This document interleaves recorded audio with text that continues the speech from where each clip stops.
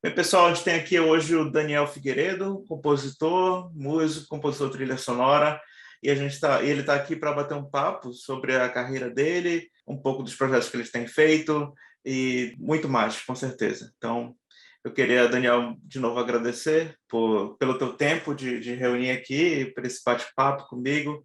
Foi muito bacana os contatos que a gente teve antes dessa gravação mesmo.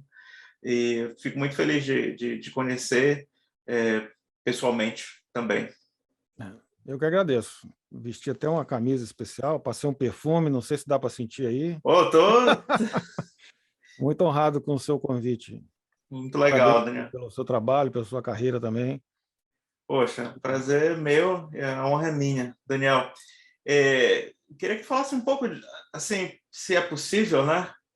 Falar de forma resumida, mas um pouco da tua trajetória, assim, realmente, quando tu começaste a estudar música, por que Uhum. começou a estudar música, e depois disso aí, como é que foi, as coisas foram se direcionando para esse lado da composição? Eu comecei escutando muito, né? Colecionando discos, como audiófilo, e depois vou comprar um violão para fazer umas ideias minhas, né? Sim, Mas a minha ideia não era ser artista, era fazer umas coisas para mim. entendi. Então, assim, eu não aprendi a afinar o violão, afinava o violão do meu jeito, fazia o acorde do meu acorde. Eu queria compor música só para mim. E não importava se ela não estava no padrão mundial, entendeu? Porque só ia ser para mim. Ah, isso é legal, legal, meio É, que desconstrói, né? é uma satisfação minha, entendeu? E eu Entendi, sempre quis fazer. Para que eu vou tocar uma música de outra pessoa? Eu não via sentido nisso. Para que eu vou aprender uma coisa que as outras pessoas fazem se eu não estou nesse mercado? Então, eu vou curtir aqui um instrumento do meu jeito. entendi. E isso criei algumas músicas, alguma coisa assim, não mostrava para ninguém. Só que aí amigos, né, viram violão, você toca violão? Eu falei, cara, eu toco violão do meu jeito. Não, vamos fazer uma banda, e não sei o quê, e começou, e virou banda de garagem. Aham, E logo a banda de garagem de rock já passou para rock progressivo, então a gente tinha aquelas músicas era legal. de 20 minutos, Aham. era muito engraçado. Era instrumental ou tinha voz Tinha também? um, tinha um vocal, mas tinha pouco, né? Porque Certo. geralmente o rock progressivo é isso, você tem 2 minutos de É, música. E a gente tinha um cantor muito engraçado que ele assumia a banda, assim, inclusive ele fazia o mise-en-scène que a gente precisava, porque a banda não gostava de mise-en-scène, era todo mundo tocando quietinho, né? Então ele sim. fazia todo o mise-en-scène, tem muitas histórias, né? Tem vídeo, é muito engraçado. Aí depois dessa banda, que eu já estava, eu tive que aprender, né, métodos, mas, por exemplo, a escala eu aprendi sozinho porque eu não consegui ninguém para me explicar. E Na minha nessa época, cidade, eu chegava para um músico, pode falar. não, eu só um parênteses aí, nessa época da banda de rock progressiva, eles tocavam composições tuas? É, Como é que é? só composição minha. Legal, Eu, cara, eu não via graça alguma de tocar música de outra pessoa, né? Eu me recusava, não me recusava, não tinha via sentido, entendeu? entendi. Inclusive nessa banda, a gente tinha uma química boa que a gente alugava um lugar de ensaio assim e ficava tocando por horas, cara, sem combinar nada, entendeu? Era hora, tipo a jam session, só que Aham, não era jazz. Era uma coisa, uma música que se estendia por 2, 3 horas. sim. E eu devo ter algumas coisas gravadas nisso. Era um laboratório maravilhoso, que é o que eu mais curto fazer, e que depois eu fiquei sabendo que grandes discos foram feitos assim, né? O Rush, Yes, geralmente os rock progressivos, até banda de rock mesmo. E, cara, fica tocando, vai ali com a banda, vai curtindo, que a coisa vai chegando. Né? Eu acho que quem faz mais isso é o Rush, porque você vê que as músicas deles são segmentadas, né? Tem partes. Então tem uma parte que foi criada num dia, outra parte criada 3 meses depois. Sim, sim. Acho que o Queen também fazia isso. E hoje você não tem muito, né? Essa colaboração, essa interação com os músicos, jams, né? Sim, Até eu sim. fiz uma entrevista com o Rudy Sarzo, né? Aquele baixista tocou com um monte de gente, Whitesnake, e ele falou, deu muita ênfase nisso, a falta que ele sente das jams, né?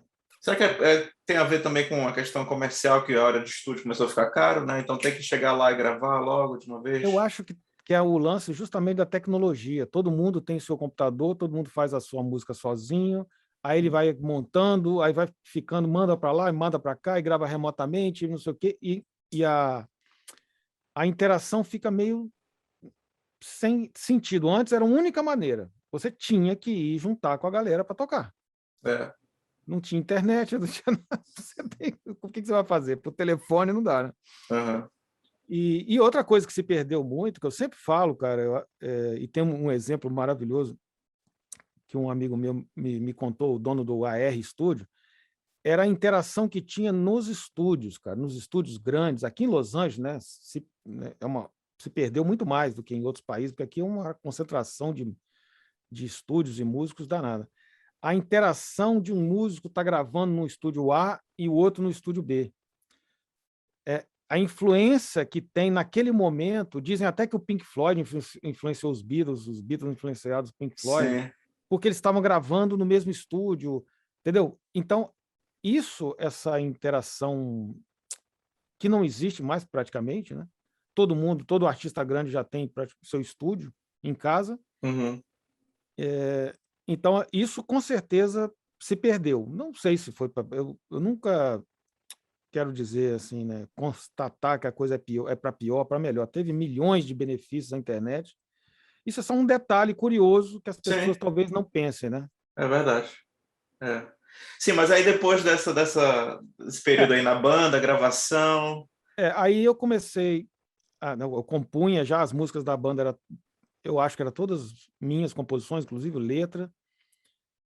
E depois o quê? Depois veio o convite para tocar a banda de baile. Certo. E, na verdade, assim, era uma maneira de eu ganhar dinheiro com música só, né? E eu não lembro se eu comecei primeiro. Eu comecei a tocar uma banda de baile, eu acho, primeiro, ou fazer jingle.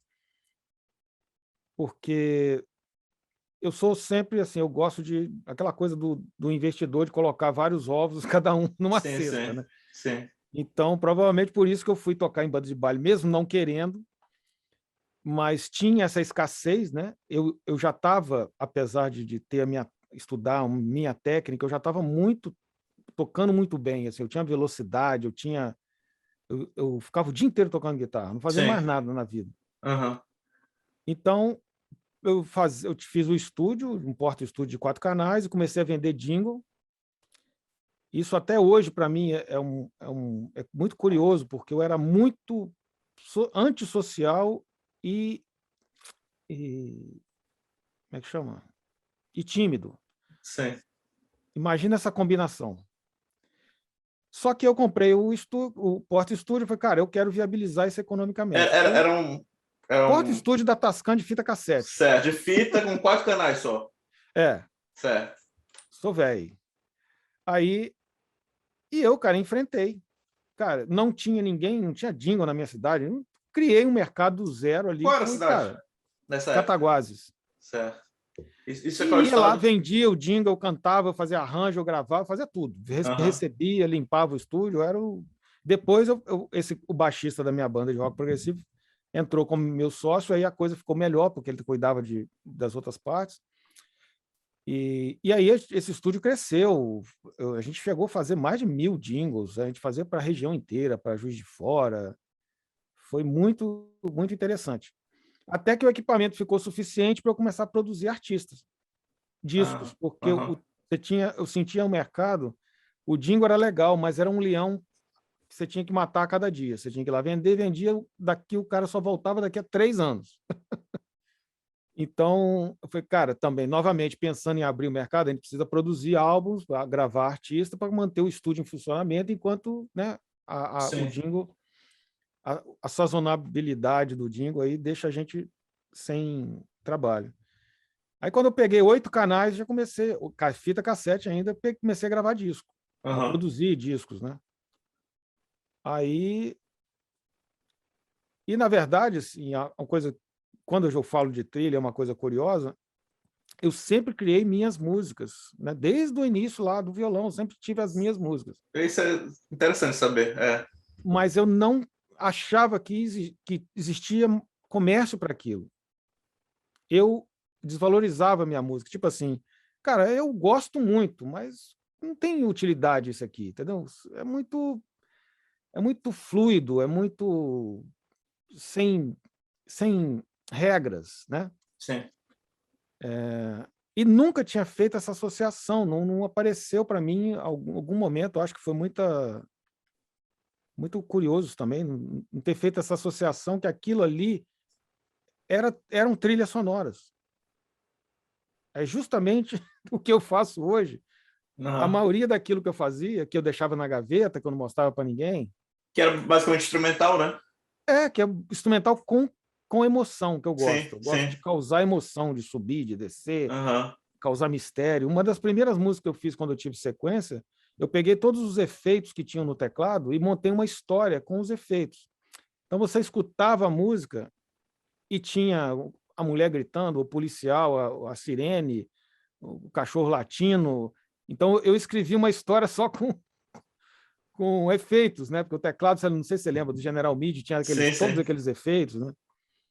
Então, quer dizer, eu já queria essa vontade de contar uma história com a música, mas também em Cataguases, né? Naquela época, hoje em dia tem um núcleo lá de audiovisual muito forte, mas na época, cara, ninguém nem sonhava, não tinha nem VHS para fazer uma filmagem ali na esquina, bicho. Quanto mais fazer filme, como é que chama? Nem curta, entendeu? Ninguém pensava nisso. Aham. Então, acabei engavetando essas um monte de ideias de música e foi engavetando, e fui para o lado de produção musical, porque eu me sentia assim, cara, eu tenho um conhecimento, tenho uma criatividade, mas para isso se transformar em algo viável para a sociedade, eu preciso de algum artista que compõe ali, que faça coisa do jeito comercial, né? Uma música normal, não esses negócios que eu não tenho para onde vender. Então, eu entendi durante um tempo que isso era meu lugar no jogo, entendeu? Era eu ser Certo. produtor musical. Uma outra pessoa compondo canções para gravar artistas e tu cuidando da parte de produção. Às vezes eu colaborava, eu compunha Sim, junto, não sei o quê, mas era aquela ajuda de produtor musical. certo. E me satisfiz muito bem com isso. Era uma coisa cansativa, porque geralmente você pega muito artista novo, então você tem que esperar ele amadurecer. Era muito comum, eu gravava o disco 1, 2, 3, 4, 5, 6, 7, 12 faixas. Chegava na 12ª, eu falei, cara, agora você está cantando bem, vamos Volta gravar para a tudo de novo. primeira. Aí volta, falei, cara, agora você está cantando mais ainda, vamos regravar, e eu ficava assim. Eita. E às vezes, por minha conta, tá? Que fique claro isso, eu tenho essa coisa de ter que me fiscalizar, porque eu nunca penso no valor, eu sempre coloco o projeto na frente, Uhum. o produto na frente. Então, muitos e muitos discos eu paguei para fazer, mas inúmeros, mas não tem conta. Talvez dá para contar na mão o que eu ganhei para fazer. Porque para o artista está bom, mas não, cara, essa flauta aqui, vamos gravar com flauta de verdade. O cara, bicho, mas nem sabia que isso era MIDI. Fala, não, vamos gravar que tem o Zé Canuto, que tem não sei o quê, e vou inventando moda. Aham. É aquela coisa, né? Porque é uma paixão nossa. Então você começa por que não vou? Por que eu vou deixar de fazer isso se eu posso? Ah, mas você Sim, vai gastar dinheiro. Ah, cara, é melhor gastar com isso do que outra coisa. Então você começa, mas isso é uma coisa que tem que ser controlada, entendeu? E isso me atrapalhava muito. entendi. Essa falta de entender ali onde é que você tem que parar, que o disco não é seu, que você tem que fazer o melhor possível até determinada hora e entregar, entendeu? Então, quando eu tinha um cliente que não tinha prazo para lançar o disco, que também era, não vou falar perfeccionista, que é uma palavra muito complexa, assim, né? Muito, esqueci o termo. Mas aí, cara, a gente ficava 4, 5 anos fazendo o disco, curtindo, entendeu? Sim. Cara, hoje eu tive uma ideia para aquela música. Porra, um arranjo totalmente diferente. Aí esquece aquele arranjo, vamos fazer outro. Grava de novo. E ia fazendo e Sim. gravando. Eu fazia o disco geralmente 2 vezes, fazia todo o MIDI, aprovava tudo. Aí depois que eu gravava os instrumentos, Certo. isso era uma prática minha. E MIDI Mas nessa época era o quê? Já era envolvendo computador ou era só. já tinha. Eu, quando comecei, cara, na verdade, eu acho que quando comecei o estúdio, eu usava W30, o sequência do W30 da Certo. Roland, o sampler. Mas logo depois eu já comprei um computador, acho que 386, 486, que tinha o Cakewalk DOS, mas logo depois foi para o Windows Aham. e, e toquei o barco. E por volta de 2002, sei lá, 2003, eu mudei para Apple, para Mac, né? Mas então, como eu falei, eu estava nessa coisa de produção de artista, produção de artistas, né? Produção musical, mas a coisa que eu senti foi o seguinte: quando eu cheguei no Rio, quando eu me mudei no Rio para o ano 2000, o mercado já estava caindo, já estava começando a crise de não vender mais CD, de ter pirataria, as pessoas já não saber mais para onde vai esse mercado. E Ah, sim, chegou isso onde. já é ali anos 2000, né? É, eu fui para o Rio nos anos 2000. A convite de dois compositores, Álvaro Sotti e Cláudio da Mata, eu fazia os arranjos para as músicas deles. E aí, cara, eu senti isso, cara, pô, agora que eu cheguei num lugar, numa cidade, que eu poderia, né, vou começar a produzir artistas e vou crescer, o mercado tá, tá indo embora. Quer dizer, quem vai pegar esse finalzinho aqui são os medalhões, os caras que estão aqui há 20 anos, né? Então, isso já estava me assustando um pouco também, mas eu estava me virando, ia fazendo, né? Eu compunha também, compus algumas músicas, trabalhei com o Robson Vidal um tempo, foi maravilhoso, DJ. A gente compôs temas de Planeta Xuxa, do filme, de alguns filmes, e fazia muito remix com ele, foi muito interessante esse aprendizado, né? De a música eletrônica, o DJ tem um conhecimento de módulos da música, assim, do esqueleto de blocos, que é Sim, muito interessante. Eu é. acho mó barato. E eu tive muitas comprovações disso trabalhando com o Robson Vidal. Alguns elementos, a gente que arranja a música e coloca 70 coisas, tem um elemento ali que o cara escuta a música, ele pega aquele elemento, cara, e faz um riff E transforma, né? e transforma. E para a gente é só um pedacinho, é só uma firulinha, mas ele tem uma visão É. de Celular, né? valorizar as coisas, é muito interessante, cara.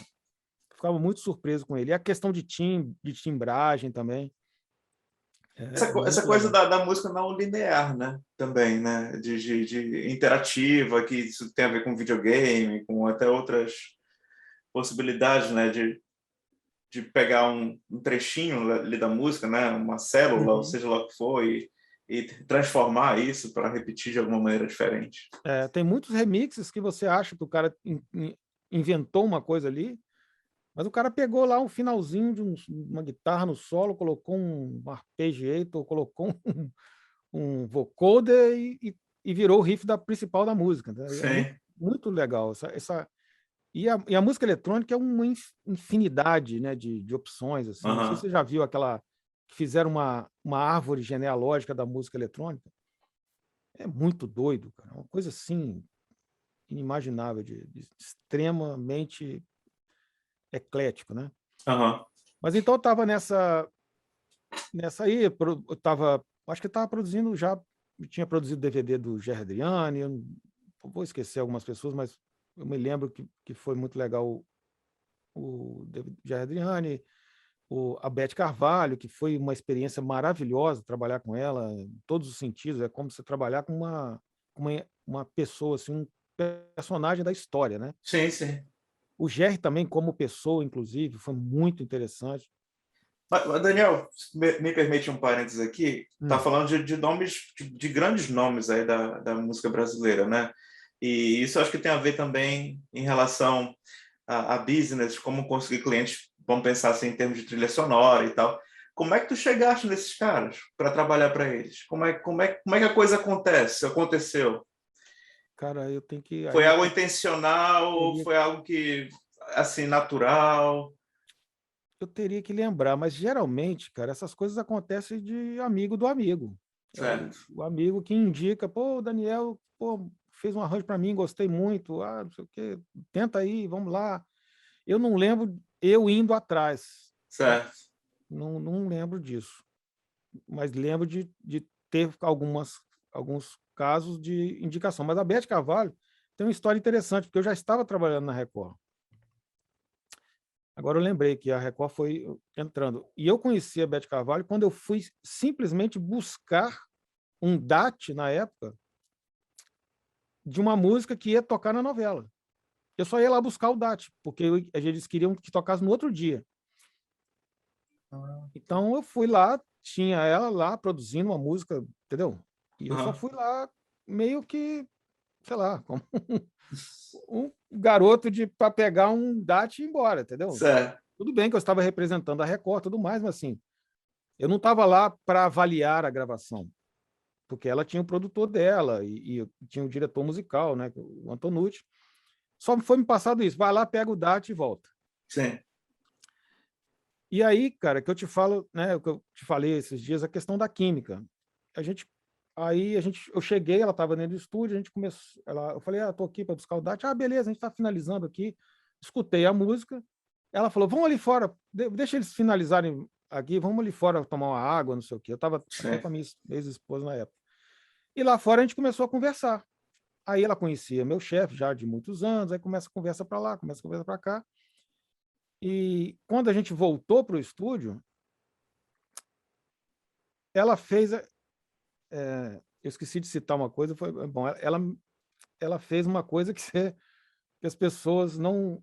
Eu espero que as pessoas não façam. Me pergunta a minha opinião. Eita!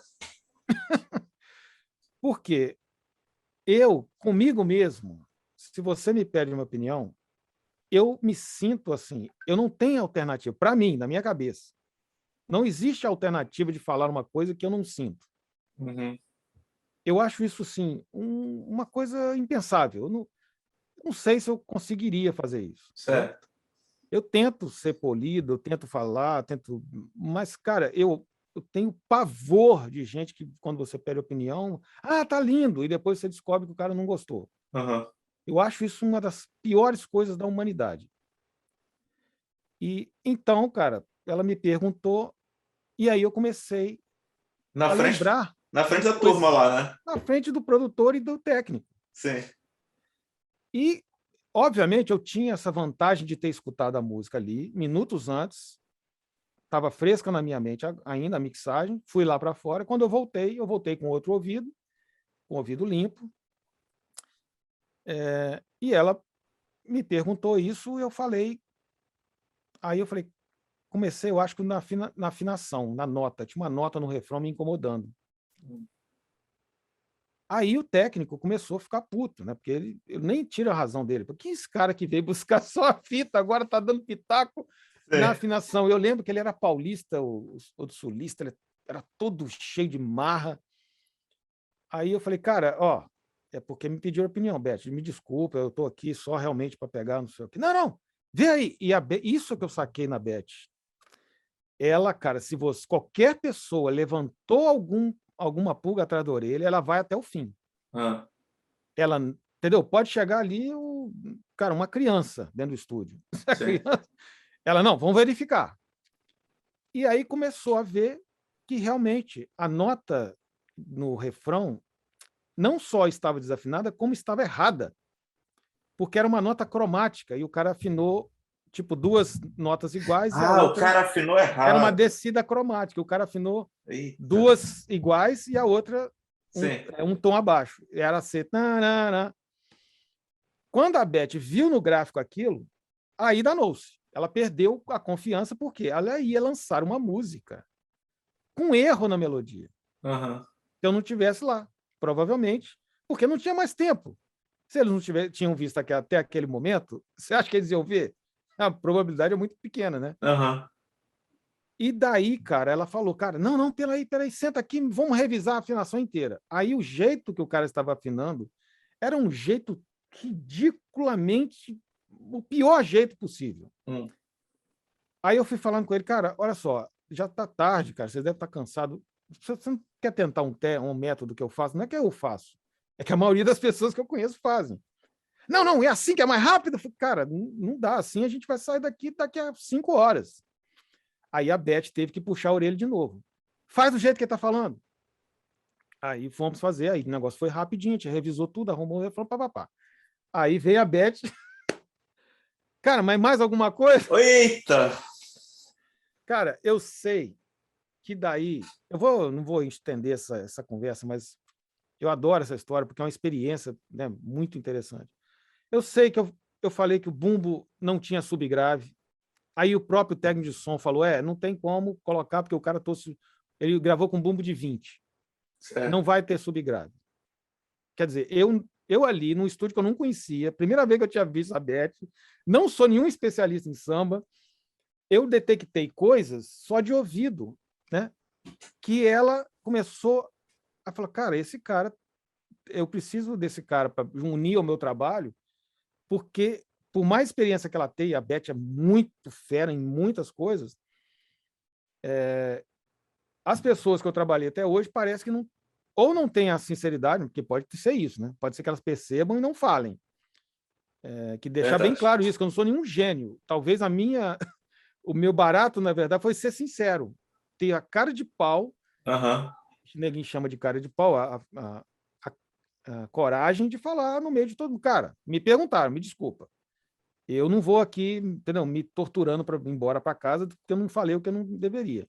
Pode ser Beth Carvalho, pode ser Hans Zimmer, pode ser qualquer um. Me perguntou, eu vou falar a minha opinião. Então, acabou que eu vi, tinha uma corda lá que eles não tinham colocado no final da mixagem, tinha um monte de coisa. Aí ficamos todo mundo satisfeitos, saí, não sei o quê. Ela ligou para o empresário depois dela e falou, cara, eu quero esse cara para produzir meu DVD. O DVD já estava salvo, já estava gravado, mas precisava finalizar a mixagem do DVD. É o 40 anos de carreira dela. Cara, e realmente esse DVD, cara, foi uma luta. Eu devia ter feito um making off disso, cara, porque o que a gente teve que trabalhar nesse DVD para realizá-lo, para conseguir colocar ele como um produto, porque ele foi gravado às pressas. Trazendo termos de regravação e tal? Vou dar um exemplo. Uma das músicas, tinham 2 grupos tocando, só que cada um dos grupos tocava uma harmonia diferente naquela música. Mas de propósito? Ninguém pensou que ninguém... Entendeu? Vamos tocar tal música, vamos juntar esse grupo com aquele grupo? Vamos lá. Aí chegou na hora, eu falei, Beth, espera aí, bicho, esse aqui tá tocando uma... Olha aí, caramba, vamos o que é que você prefere? Aí a gente selecionou um deles, mutou os outros, né? O resto, deu sorte porque não o outro vazou. dublou? Não vazou muito no microfone. Não, você não tinha, visualmente, não dava para ver quem estava tocando nada. Mas são coisas que aconteceram nesse DVD.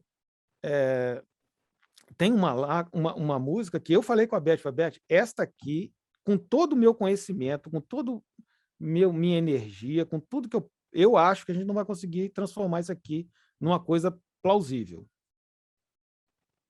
Isso aqui tá uma loucura.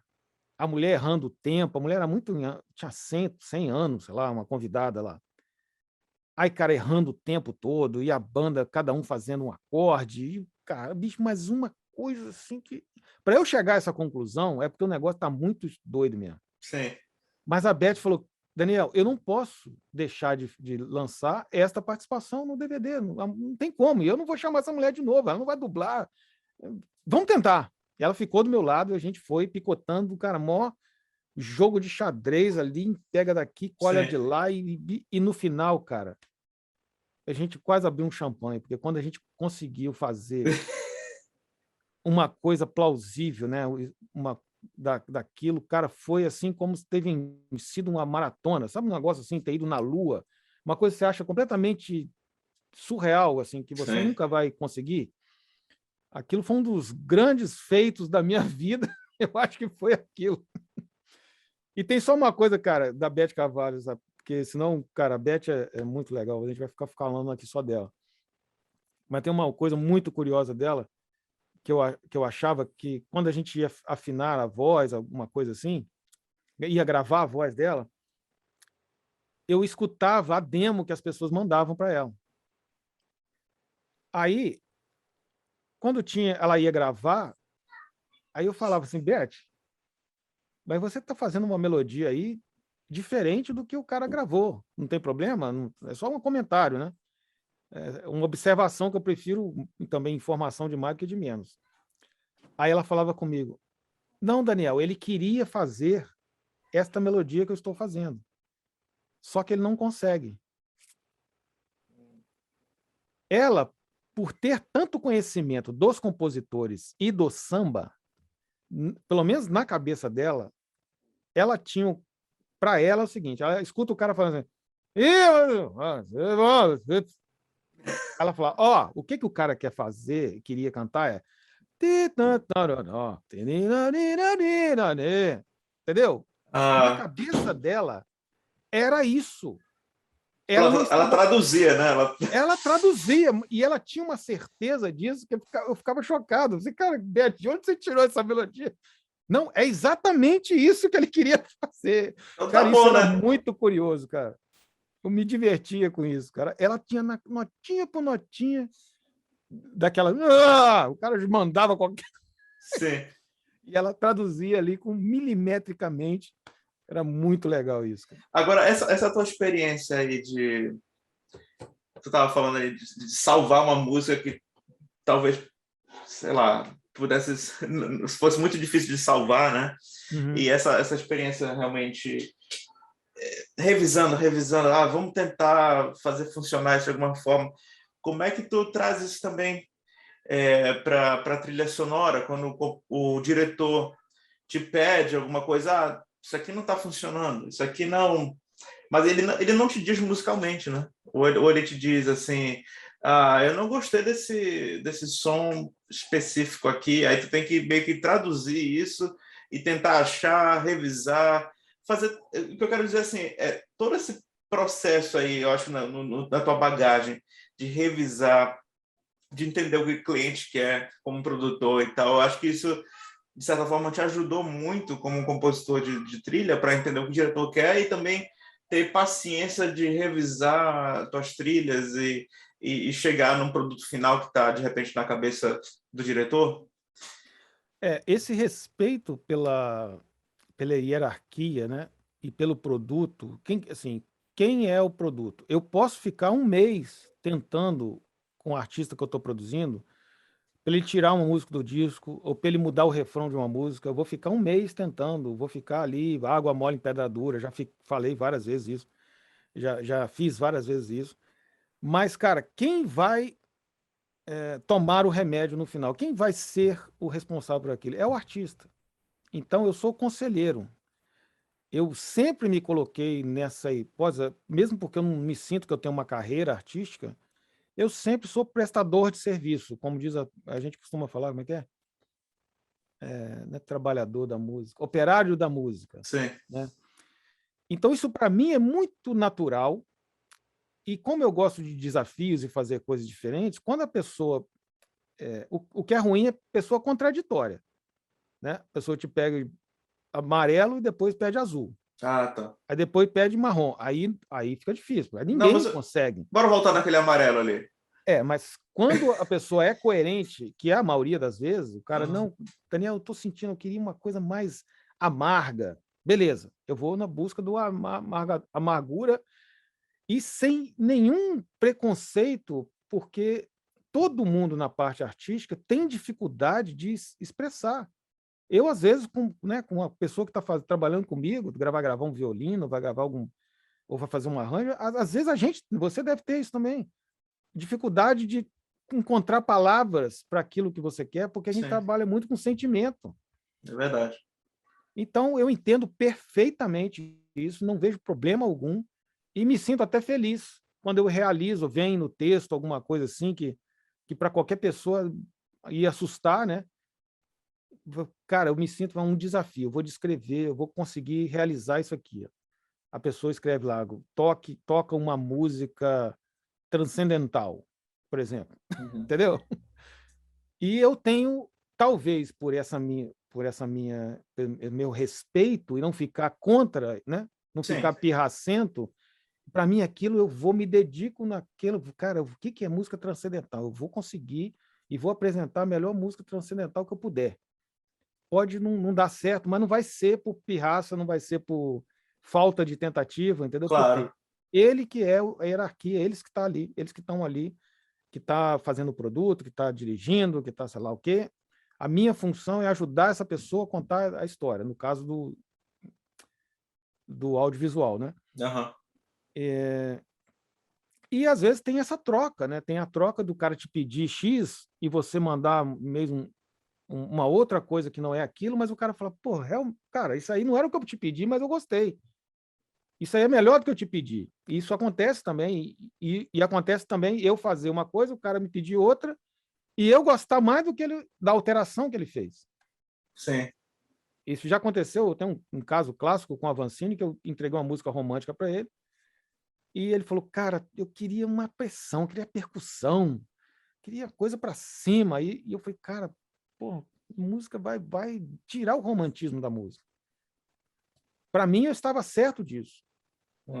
Mas eu fui lá e tentei. Na verdade, eu já tinha tentado antes, e eu não tinha conseguido, não tinha achado legal. Eu tinha tentado uma percussão muito suave. Sim. Não tem percussão, cara, não cabe. Mas ele pediu, eu falei, cara, eu já tentei, eu acho que não vai dar, não. Mas ele insistiu, aí eu comecei a investir. Cara, eu adoro o resultado.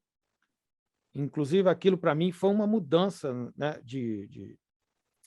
foi um momento que eu comecei a tirar esse preconceito que uma música romântica, não, mais de tema, mais assim, no Disney, não pode ter um loop de percussão, entendeu? Bora falar mais específico disso aí? Por exemplo, eu acho que, assim, quando a gente pensa em música romântica, aquela coisa que você estava falando, né? Melodia bonita, cordas, né? Legato, e talvez piano e tal. E como é que tu fizeste a percussão funcionar aí? Que tipo de percussão tu usaste? Então, cara, é uma percussão até que eu não acho, quando eu encontro muitos samplers, é uma percussão que eu chamo de orgânica. Alguns arranjadores entendem essa palavra, mas eu sei que é uma palavra que é tipo aquilo que a gente estava falando. Abstrato, né? Mas é uma coisa cinemática que não é nem eletrônico, nem só acústico, nem só eletrônico. É um negócio ali que, entendeu? Que fica. Não é a bateria tocando, não é o percussionista tocando. Então, esse meio aqui. É um eu acho sample, é um instrumento virtual. Na verdade, foi um conjunto de peças que eu fiz, misturei uns loops, não sei o quê, mas você não tem essa identificação de escutar um percussionista tocando, não é um percussionista tocando, e não é um baterista tocando, e não é uma orquestra tocando. Então, essa legal. coisa cinemática, porque geralmente o cinemático ele engloba tudo que não é nada, né? Certo.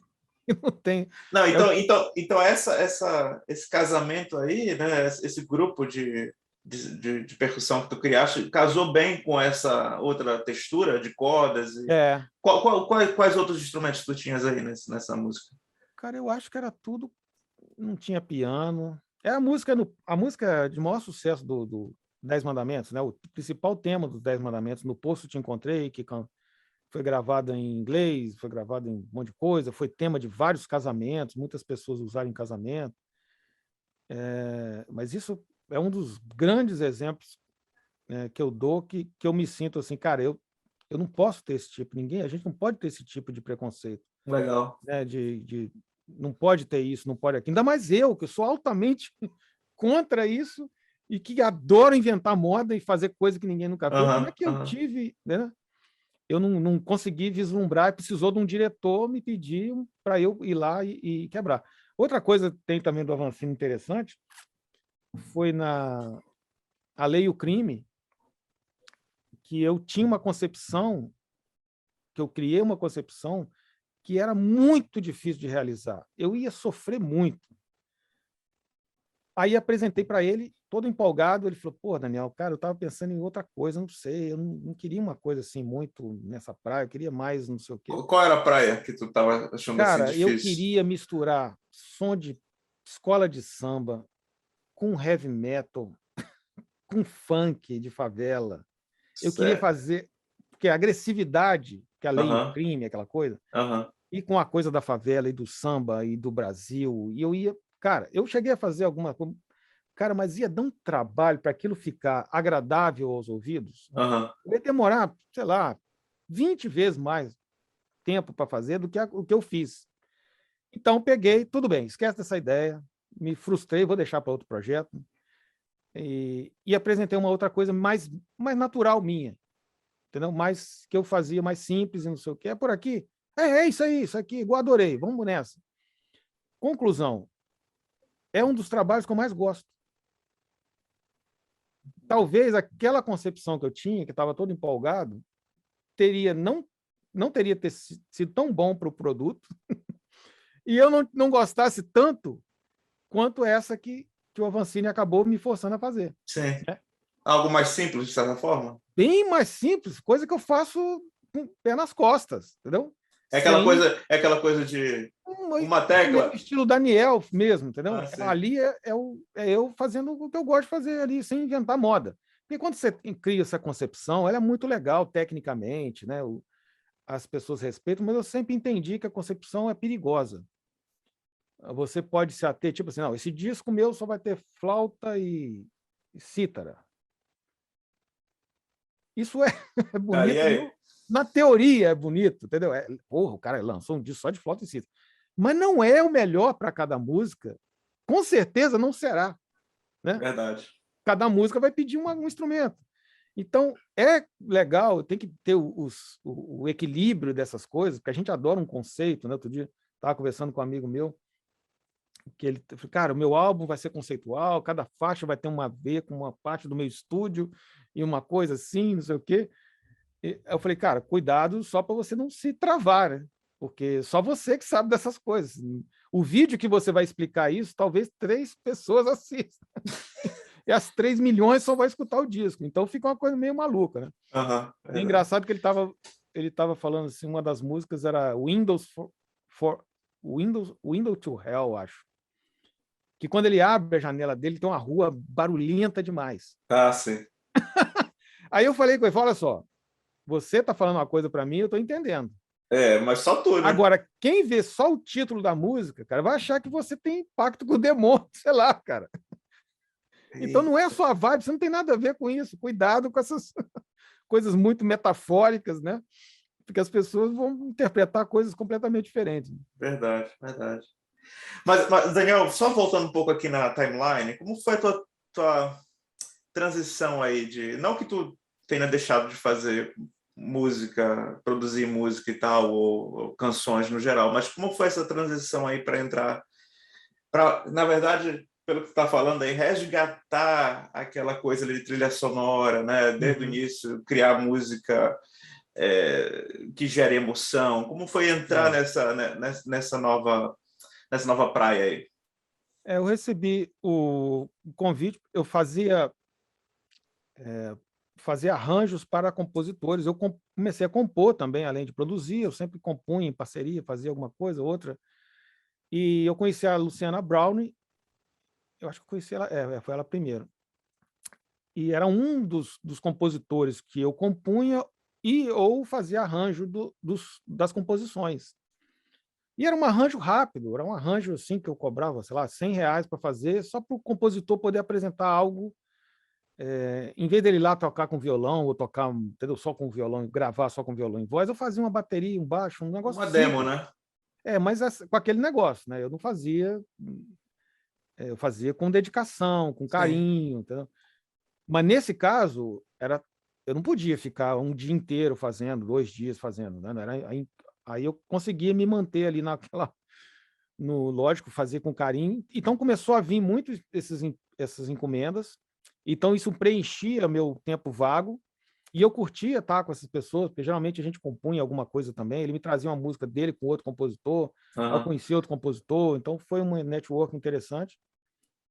E um dia essa Luciana Brown falou: Daniel, o Márcio, cara, tá querendo te chamar para trabalhar na Record. A Record vai fazer novelas agora no Rio. Ele é diretor musical da Record. E ele escutou as demos que você fez para mim e ele adorou.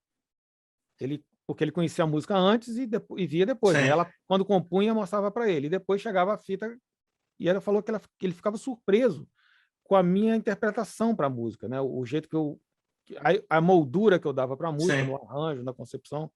Eu mudava andamento, mudava a ordem do refrão, às vezes eu mudava a letra, mas eu não entrava como autor.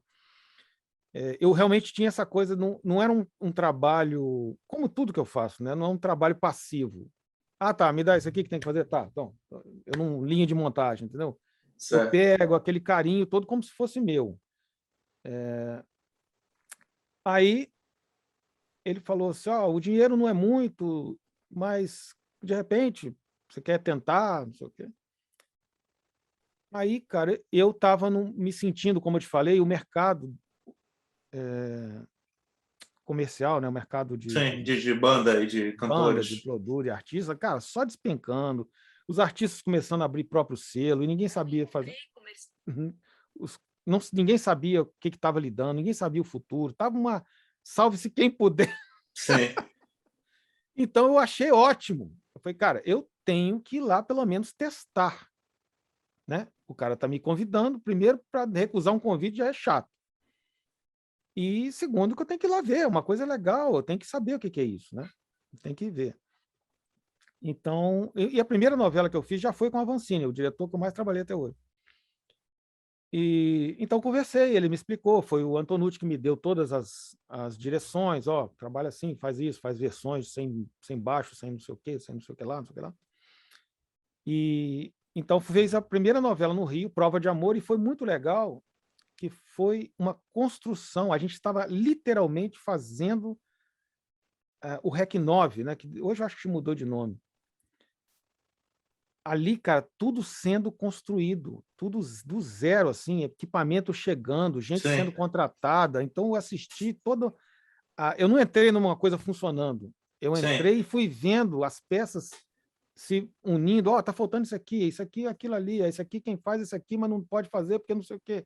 Cara, e foi muito uma experiência maravilhosa para mim. Eu acho assim impagável.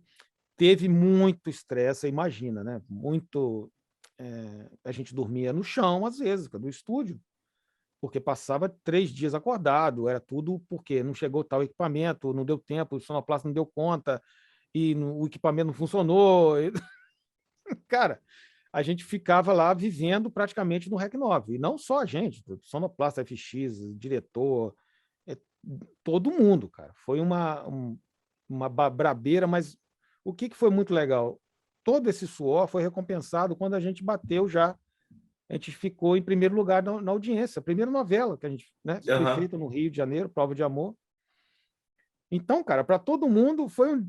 Pô, começamos um negócio aqui do nada. A sim. Record não tinha tradição de novela, porque a maioria dos atores ficam no Rio e ela fazia novela em São Paulo. Então era uma coisa assim meio experimental, né, que tinha dado sucesso, acho que Escravizaura, talvez, não sei.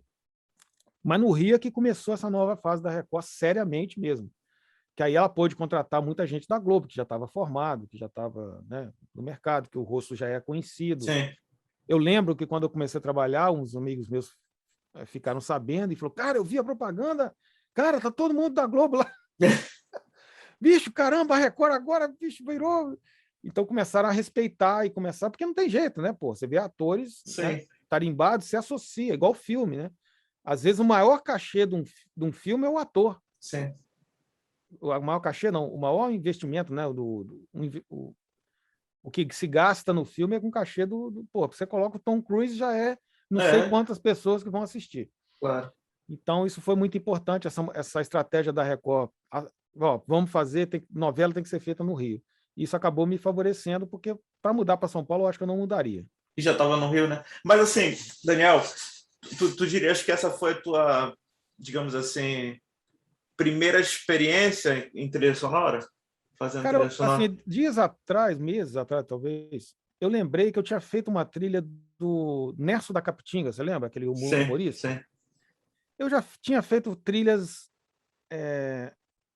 institucionais, de Ah, vídeos tá. institucionais. Mas para uma produção, digamos assim, mais Eu acho que cinematográfica, dramaturgia, a primeira dramaturgia. vez que eu fiz oficialmente, inclusive como artista conhecido nacionalmente, foi com o Nerso da Capitinga. Certo. Uma coisa de humor, né? Que ele usa até hoje. Ele abriu um canal no Instagram e eu fiquei muito feliz, apesar de, obviamente, eu querer refazer tudo. Tá lá tua trilha? Tá lá a minha trilha feita lá com Legal. General Media ainda, porque não tinha verba, aquela coisa, era Sim, um experimento. sim. Eu vou atrás de ver Na esse canal verdade, é o dele agora. seguinte, eram os vídeos que iam passar no show quando ele mudasse de roupa. Não era uma coisa para vender. Ah, tá. Então não podia ser caro, entendeu? Entendi. Mas aí eu tenho um grande cara, o Pá Paulo, o nome dele é esse mesmo, todo mundo estranha, mas chama Pá Paulo, Certo. lá de Juiz de Fora, que foi um grande incentivador da minha carreira, eu agradeço imensamente ele, já deve estar de saco cheio de eu agradecê-lo. Foi ele que sempre viu, assim como o Antonucci, a Beth Carvalho, tem pessoas, né, na sua vida que chegam e te ver um potencial que você mesmo não consegue enxergar. Uhum. E com eles vendo, você acaba acreditando. Ah, tá. Cara, se essa pessoa está vendo isso, Né? ela é muito fera. Se ela está achando que eu sou alguma coisa, eu devo ser, cara. Pelo menos vamos lá tentar ser, né? Sim, sim. Isso tem muitas histórias no mundo que é assim, né? Sim, sim. As pessoas têm uma sacada, né? Esqueci, um estalo na vida de justamente quando vem alguém. Sim. E em Cataguases eu tinha pessoas assim, pessoas que conheciam muito arte, que eram coisas de museu, que trabalhavam em museu, que estavam não sei o quê, que detectavam que a minha arte era uma coisa diferente. Sim. Eu não estava só fazendo o que todo mundo faz, entendeu? Essas pessoas percebiam que eu tinha um caminho, que eu tinha uma assinatura. Uhum. Então, muitos me falaram sobre isso, que eu devia investir. Isso me deu força para eu tentar, eu insistir na música, mesmo nas vacas magras, né, que eu tive várias. E tu acha que essa questão, falando agora da assinatura, é algo natural, que é uma soma de várias experiências que a pessoa tem? Quer dizer, não é algo que a gente consiga criar uma assinatura, mas cada um tem a sua assinatura, ou alguns não têm? Ou o que Eu tu acho acha que no nela? meu caso, esse meu incômodo em fazer, me incomoda assim, minha falta de noção, eu achar uma falta de noção, você fazer algo que alguém já fez, é tipo o negócio da opinião que eu te falei, para Certo, mim isso, eu não vejo um sentido nisso. certo. Eu não entendo, assim, cara, o cara fez a música, ele fez a música, tá ele lá, tá. E eu nem toco, eu não pego o violão para tocar uma música, nem é a minha música. Sim. Eu pego o instrumento para criar alguma coisa nova. Uhum. Então, foi muito importante para mim eu ter estúdio, eu ter coisas para gravar, né, com facilidade, porque se eu não gravo aquilo também, eu nunca mais lembro daquilo. Eu sou muito instantâneo. Certo. Se a coisa está na minha cabeça, eu tenho que sair, tenho que gravar aquilo, porque se eu pegar um instrumento, eu já crio outra coisa. É uma coisa muito louca. Então, isso com certeza me levou para ter essa assinatura, porque eu sempre me distanciei do que a maioria estava fazendo. E a Entendi. tendência das pessoas é fazer o que a maioria está fazendo. Isso é, isso é o normal do ser humano. É, Por que você vai verdade. ficar fazendo o contrário? Por isso que eu te falei, por isso que eu achava que essa música, que é sem, né, desconectada do mundo, não tinha muita utilidade para a humanidade. Só que trilha sonora, cara, tem trilhas que eu curto muito, que não tem acorde, né, que é tudo dissonante, que não tem contagem, Sim. que não importa se tem 1 minuto, 30 segundos. É isso que eu sempre curti.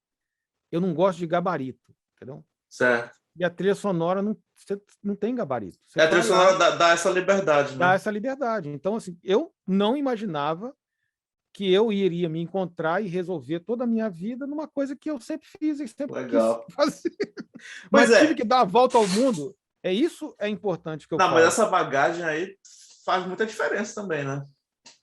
E outra coisa, eu sempre fui muito eclético. Era meu diferencial para as pessoas à minha volta que eu achava era eu gostar de músicas que eu gostava de qualquer tipo de música Sim, praticamente. sim. Eu via coisas interessantes em qualquer tipo de música. É claro, eu tava falando de prog rock, de rock progressivo, e de repente foi trabalhar com samba com a Beth Carvalho. É, Negócio totalmente diferente, né? né? E eu assim, cara, se aparecesse um disco música israelense, música do Equador, eu ficava louco, que eu queria gravar aquilo, porque era difícil demais, né? Antes da Sim. internet, Aham. era coisa. Então, eu tinha uma fascinação pela música na sua essência, porque a gente tem essa música, 12 divisões, né? Sim. Que a maioria escuta no planeta, e isso sempre para mim foi um gabarito também. E eu tinha essa, cara, mas o que que é música pura? O que é, entendeu? A gente está aqui numa grade, a gente está um gabarito, né? Por É mais verdade. que a gente se expanda, a gente tá, cara, é o 4x4, é o BPM, é o não sei o quê. Então eu tinha essa coisa de ficar vagando aí pelo universo da música e descobrir. Eu lembro, cara, quando eu era adolescente, né, que eu descobri, por exemplo, a afinação da Índia, né? Não é afinação, as escalas Sim. indianas.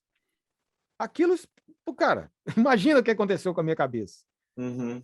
Porque até então, eu, depois, né, inocentemente, achei que só tinha aquelas 12 notas ali e acabou. 12 não, né? Vamos, as 7 as variáveis. Quando eu falei, cara, tem, eu acho que 42, né? Quantos sons, quantos microtons lá que tem a escala indiana? É 24 ou 48, um negócio assim. E aí eu comecei a desvarar, mas mas isso tem um lado mais interno, né? Sim. Porque você não tem muito uma aplicação prática no dia a dia, não é toda hora. Filme de suspense, terror, você pode usar muito isso. Muito cluster, dissonância, essas coisas é Sim. maravilhoso. Mas, bicho, não dá para você ficar brincando. Uma É, música de um mas filme da essa, Disney, você não vai ficar. mas essa inquietação É, que gera, digamos assim, a essa, criação de músicas únicas, né? essa busca constante A busca. pelo que não foi com. Isso, na verdade, não é só com música, tá? Eu me sinto um criador. Por acaso, eu crio música e tive um retorno maior com música.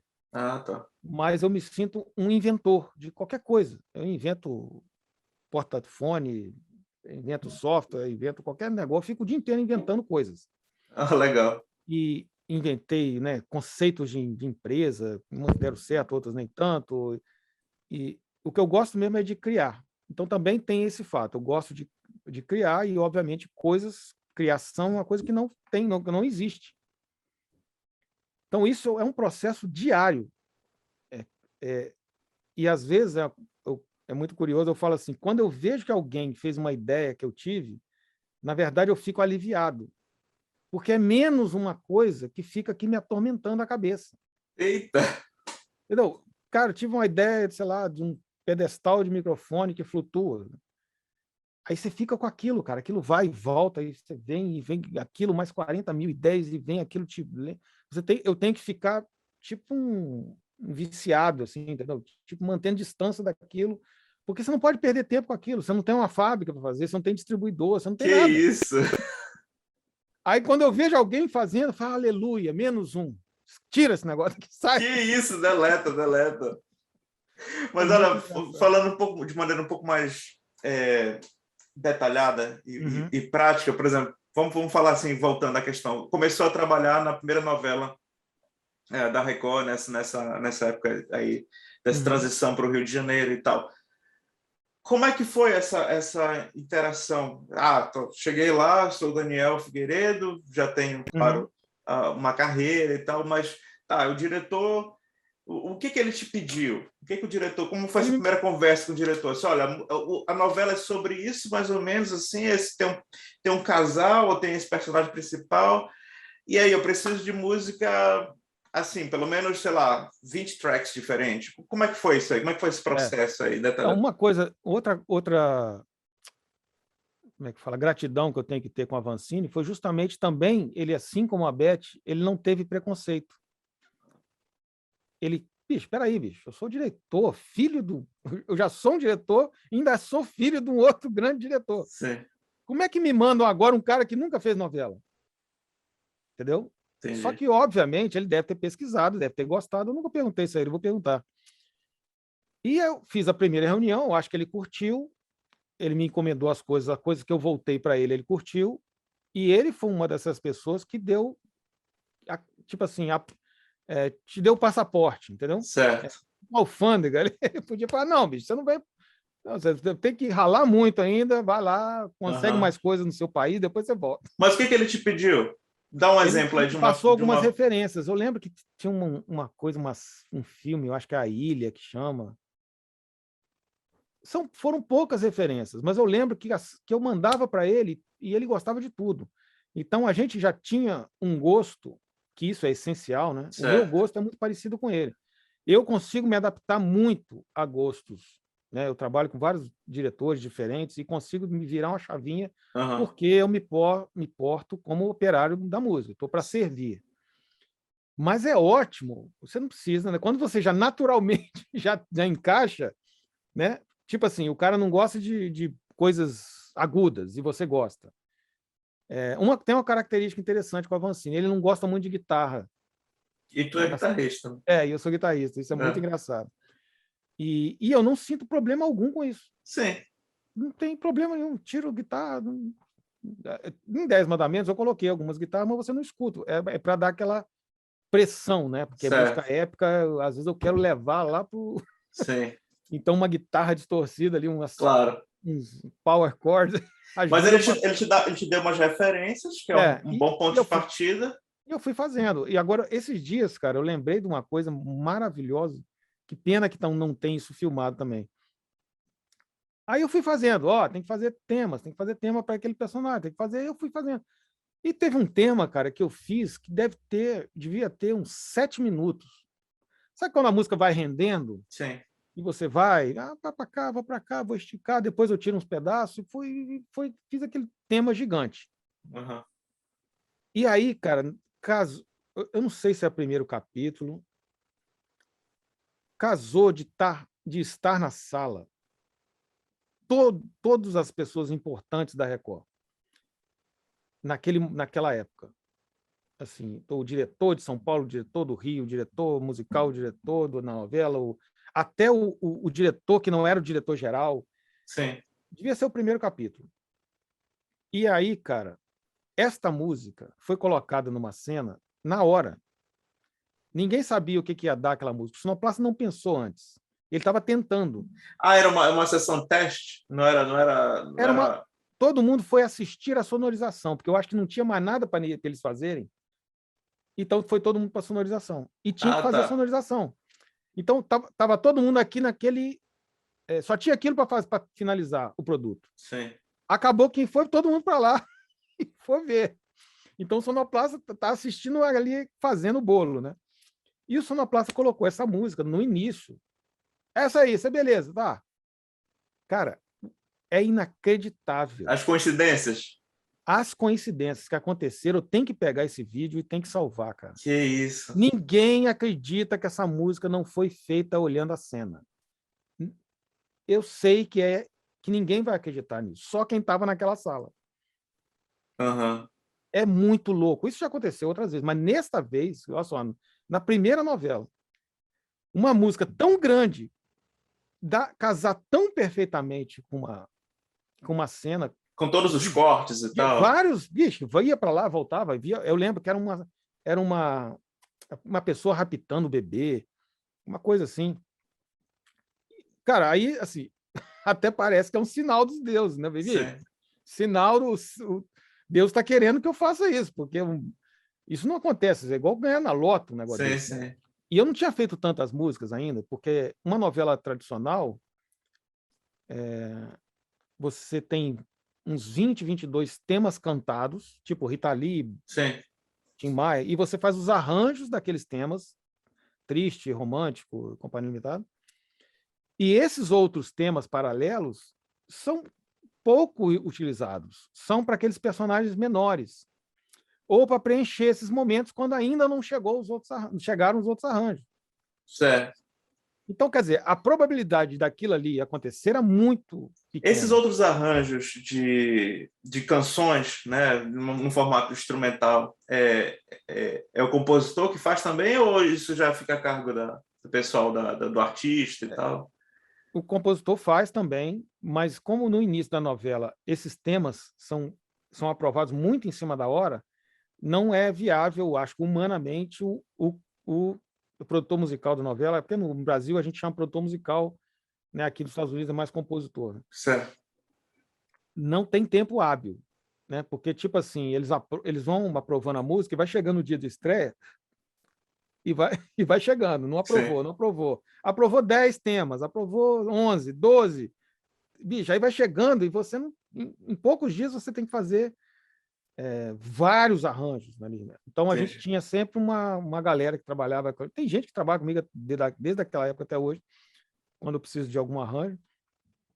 E aí você se espalha, eu acho que na época eram 5, acho que tinham 5 arranjadores que a gente passava e se distribuía, e eu fazia esses temas que seriam os temas Únicos. instrumentais, né? Uns temas originais. Eu focava nisso e supervisionava todos para dar liga entre eles. Ah, claro. Né? Porque tinha que ter apesar de novela ser muito... como é que chama isso?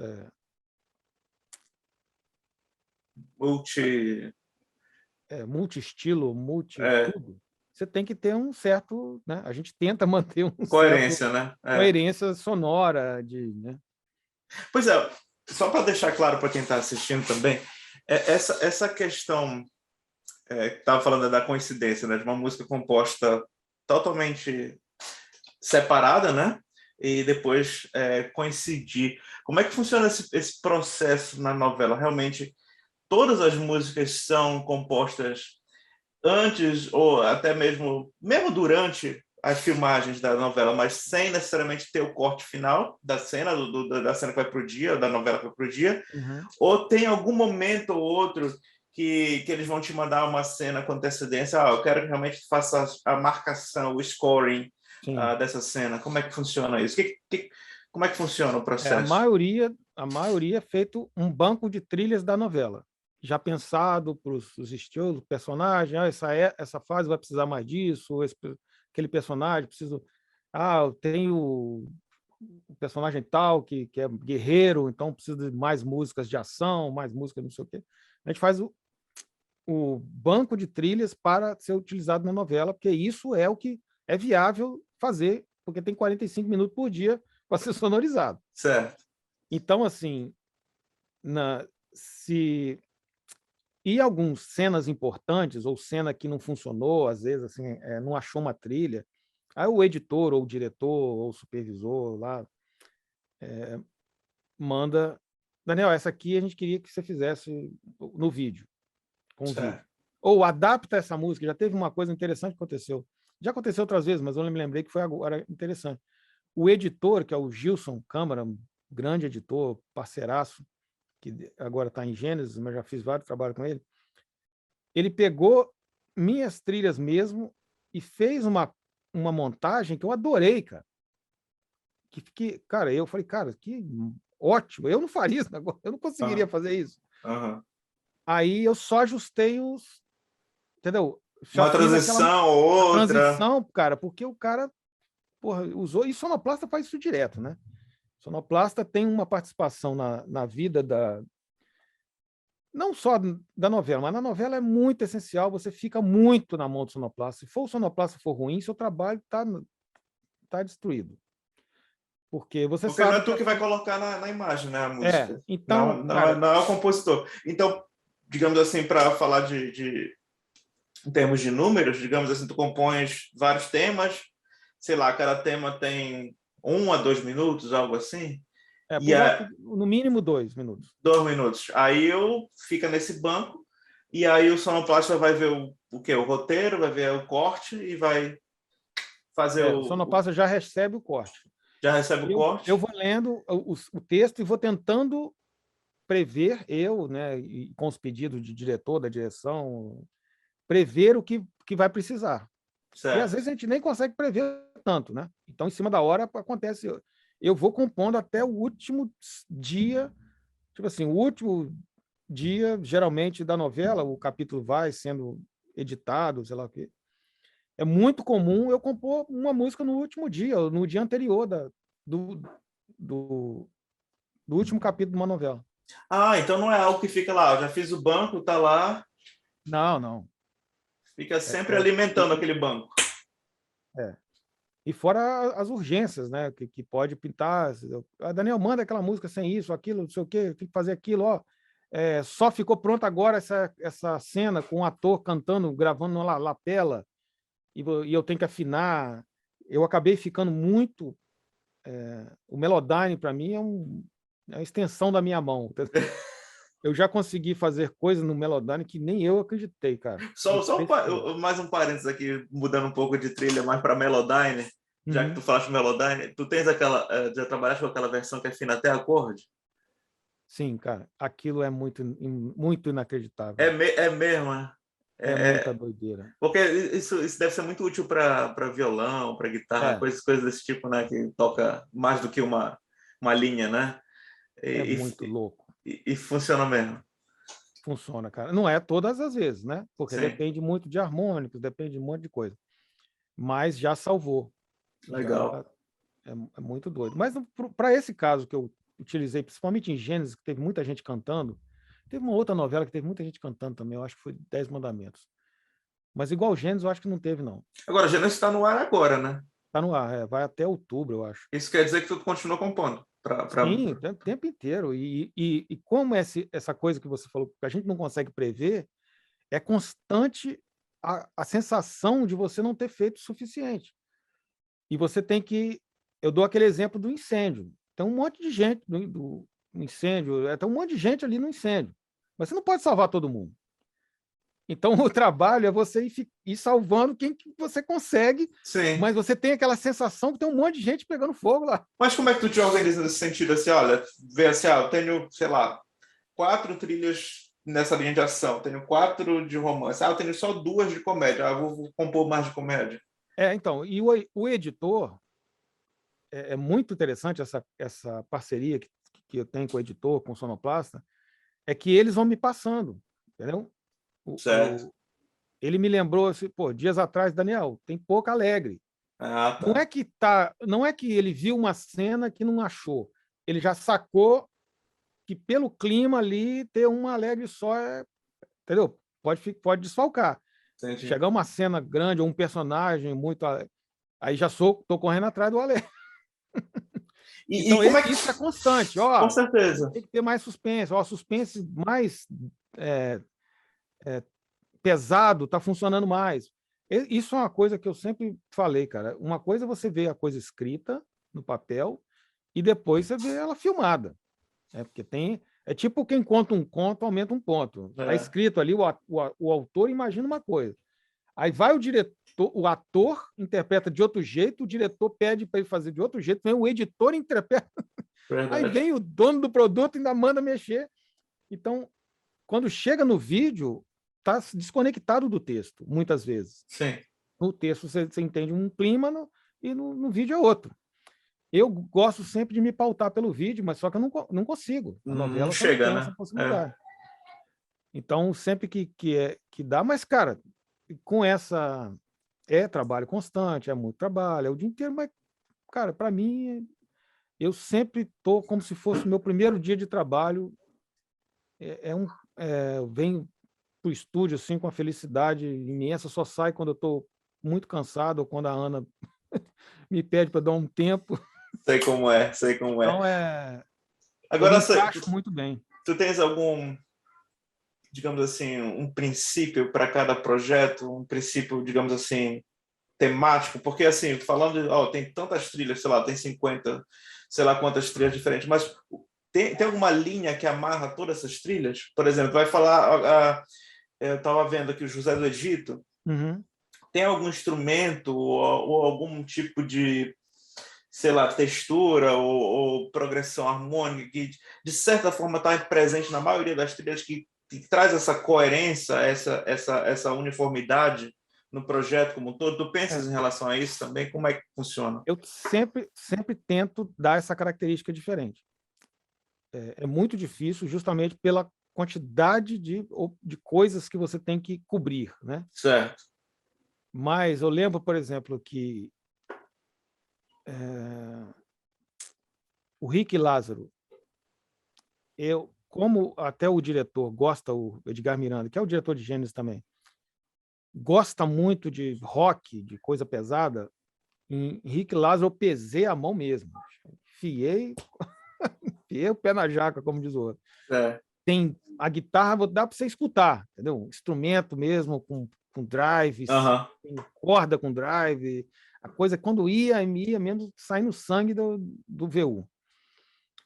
E aí Jesus já foi uma coisa completamente suave. Você não vai encontrar em Jesus, eu acho que nenhuma guitarra, nenhuma distorção praticamente. De Certo. nada, nem Então, isso foi muito legal, que foi, inclusive, o mesmo diretor, o Edgar, nas duas novelas. Mas para você ver como que a gente respeita o produto. Sim. Né? Não é a nossa imposição, não é o Claro. Daniel que está ali. Então, não, cara, aqui é isso, lá é outra coisa, lá é batalha o tempo inteiro, é um outro papo, é gritaria, aqui é sussurro. Então, isso é uma busca também constante para mim, e às vezes eu nem utilizo, quando eu acho alguma coisa muito diferente, eu deixo para utilizar numa próxima novela, para não gastar, porque isso é difícil você encontrar. Entendi. Então, eu vou tentando sempre apresentar novidades. Teve uma Já novela... aconteceu de alguma trilha para uma novela ser usada em outra? Cara, é muito difícil, só quando eles pedem. E eu Certo. tenho uma regra já que eu lembro que aconteceu uma ou duas vezes isso só. A partir das novelas bíblicas de 2013 para cá, eu pedi ao sonoplasta, ao editor, a todo mundo que pudesse ter, se eles percebessem alguma música parecida com outra, para me avisar e deletar imediatamente. Isso é uma ordem não, um pedido meu, que eu falei, cara, pelo amor de Deus, você achou que a música está parecida, mesmo longe, distante, deleta. Que eu vou deletar aqui também e acabou. Eu não quero cometer esse erro, entendeu? Pode até ser que tenha, mas não foi porque eu não detectei e ninguém me detectou para me avisar. Uhum. Entendi. Já teve música em Apocalipse, aproveitaram algumas músicas que os fãs me mandam. Daniel, tô com a música 10 Mandamentos em Apocalipse. Tá, cara, mas foi pedido da direção de São Paulo, foi pedido da Record. Sim. Mas só gente que tá muito também. de olho para perceber isso, né? Com o Oi? ouvido já. Só realmente cara, fã com o ouvido muito. É aquele negócio, né? Eu acho que assim, fã de trilha sonora, ou o cara é totalmente fã ou não é nada. É. Então eu conheço alguns assim, cara, que sabe tudo de tudo. É impressionante. É muito. Ô, Daniel, eu tenho umas perguntas aqui de alguns alunos. Uhum. Acho que tem umas 3 perguntas aqui. Tem um que perguntou aqui como é o processo de composição de trilhas sonoras na produção. O processo a gente já conversou um pouco, né, em relação à novela, né? Mas na produção de Os 10 Mandamentos, o filme foi diferente? Foi diferente em relação à novela? Ou pegou temas já da novela? Foram temas da novela, alguns eu remixei, mas não dava tempo, cara. Eu acho que decidiram fazer isso tipo em dezembro e foi lançado em janeiro. Cara, isso foi uma correria, foi final de ano, foi Eita. uma doideira, mas eu fiz uma abertura nova. Mas não teve aquele momento de tu ver o filme e fazer a trilha? Foi Não, também não. aquela coisa do... Não tinha a mínima possibilidade Certo. de tempo. Certo. E, inclusive, assim, a mixagem, eu não gosto da mixagem do filme, mas eu entendo a correria que foi. A mixagem geral ou a mixagem da Geral, música? Geral. geral. Foi muita doideira, cara. E Foi. atores viajando, que tinha que pegar, o cara tá em Curitiba, sei lá, tá nas Ilhas Maldivas e faltou um diálogo que tá com ruído e tinha que chamar o cara. Bicho, foi uma Grava aí no doideira. celular, irmão. E foi tipo prova de amor. Junta a força, todo mundo, bicho. Eita. Pega ajuda. É igual o disco de antigamente, que chamava o faxineiro para ajudar na mixagem, né? Quando Sim. não tinha o Sim, Moving bota Trailers. mais uma mão, né? Mais uma mão. Quem tá passando na rua, bicho? Taxista, vem cá, bicho. Tô precisando aqui da. Legal. Tem uma outra pergunta aqui. Tem algum processo para escolher a escala? É uma pergunta mais técnica, mas acho legal a gente tocar nisso. Para escolher uma escala e a progressão de acordes para conseguir criar uma trilha ideal para a cena? Pode, de repente, falar como é teu processo? Fazer algo para triste, aí qual é a escala que tu usas? Ou qual, sei lá, você vai fazer algo comédia, que tipo de escala? Ou até mesmo algo de época. Acho legal falar sobre isso, né? Que tem que remeter a um período histórico e às vezes até a localização geográfica, né? Como é que tu define essa questão de que tipo de matéria-prima musical tu vais usar? eu até curto, cara, eu assisto muito documentário, eu até curto essa coisa muito exata, né? Você usar aquele instrumento tocado daquele jeito, tá. Só que até o Avancini brinca, ele falou, gente, a gente não está fazendo documentário. Documentário é lá no History Channel. Aqui estamos Certo. fazendo entretenimento.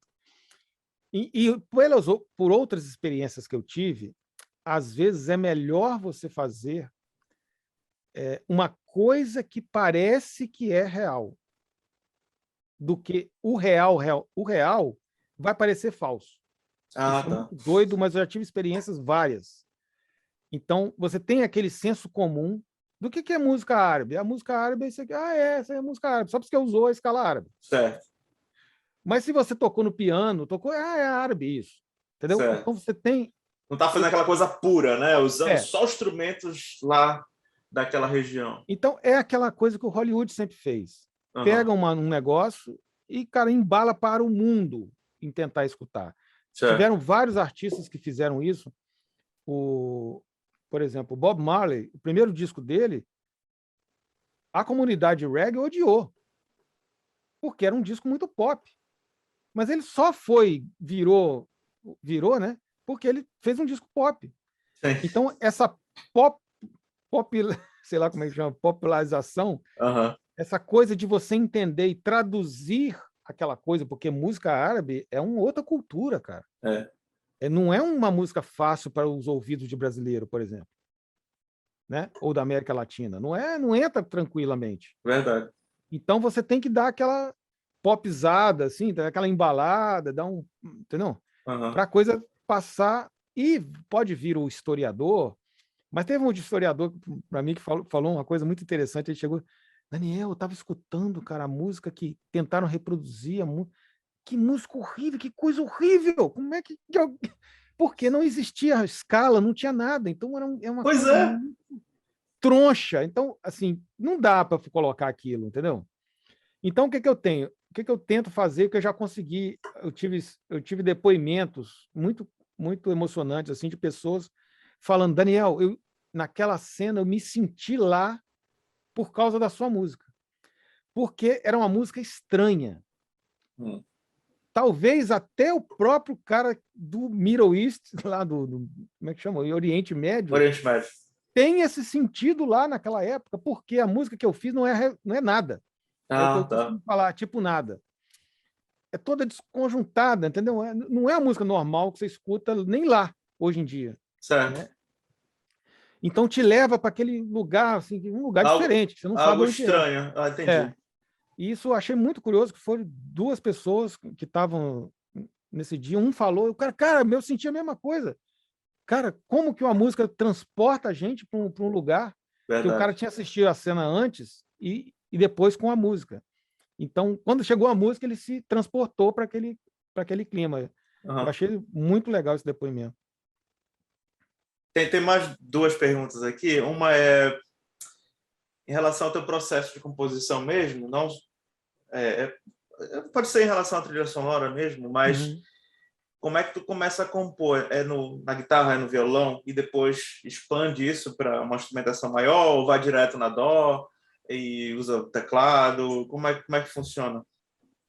Eu, antes de ter um piano físico, né, um piano em casa, eu compunha muito na dó, na guitarra, no violão, no instrumento que me inspirava, nos instrumentos que eu tenho exóticos. Mas depois que eu comprei piano, a sensação surround que o piano dá, Ah, um piano de verdade mesmo, né? piano de Tá falando verdade, é. E eu certo. comprei, engraçado, eu comprei um piano baratinho só para enfeitar mesmo, porque a Ah. gente tinha uma sala, pô, a minha mulher falou, ia ficar um bonito um piano aí. Eu falei, cara, mas eu tenho milhões de pianos de sampler, por que eu vou ter um piano? Tá falando assim, agora eu vou querer um piano, É, piano acústico. o que acontece? O piano é um instrumento muito mais completo. Como eu sou guitarrista, eu sou tecladista, eu não sou pianista. Eu estudei um ano quando tinha 7 anos, mas depois não lembrava nada, né? Porque tudo que eu não, não uso no dia a dia eu esqueço. Mas eu acho que é porque o meu cérebro está sempre tentando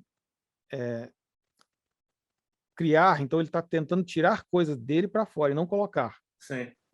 Então tem uma mão única aqui que fica difícil para entrar alguma coisa.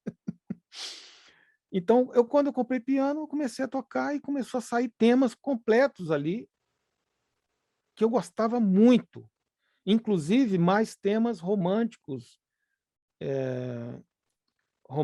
tristes e alegres, que eu não compunha tanto assim.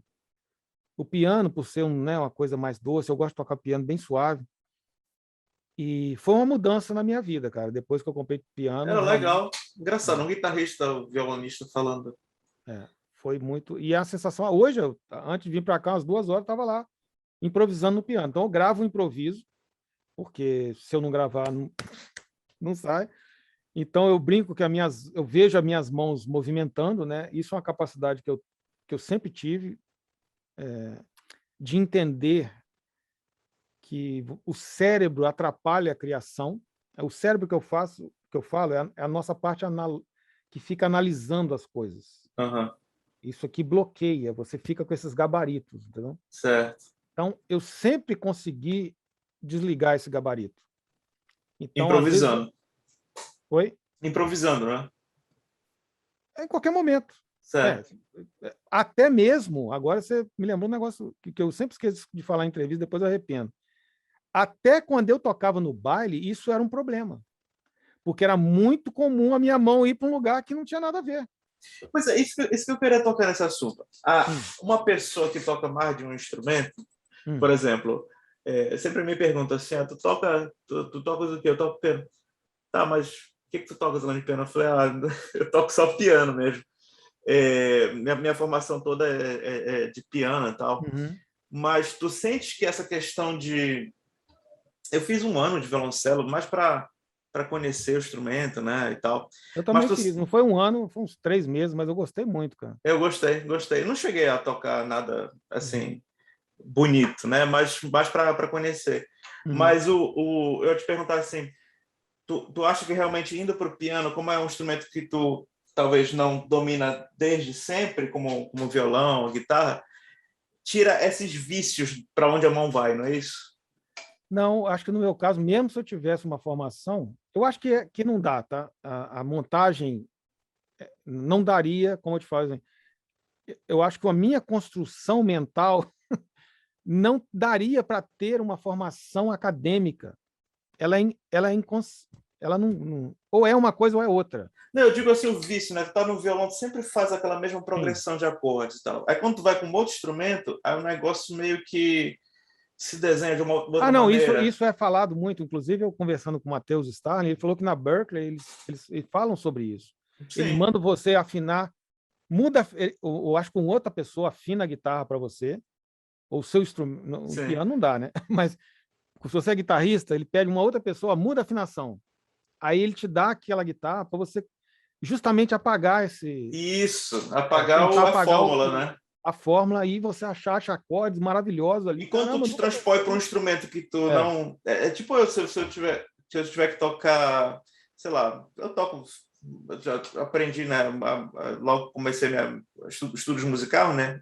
É flauta doce. Então, sei lá, se eu pego uma flauta em um momento ou outro, eu acabo fazendo uma melodia que normalmente eu não faria se eu estivesse tocando piano. Isso é importante, porque a gente precisa, né? A gente precisa ser eclético na apresentação do projeto, né? A gente faz um filme totalmente alegre, romântico, depois outro sanguinário, outro de guerra. Sim.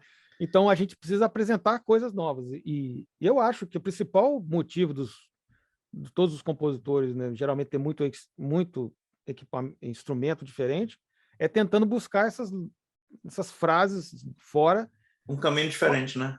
E tem uma história curiosa que eu sempre conto, foi a primeira vez que eu peguei num trompete. Eita! Eu já estava tocando, já tinha o piano, já estava fazendo algumas coisas no piano lá, já tinha dado esse clique do piano. Aí comprei um trompete e comecei a tocar. Por acaso, estava tocando piano. Falei, pô, essa melodia é legal. Qual que é o acorde que casa com isso? Falei, caramba, que coisa maravilhosa. Pô, que melodia linda isso aqui. Pô, isso é um tema muito legal.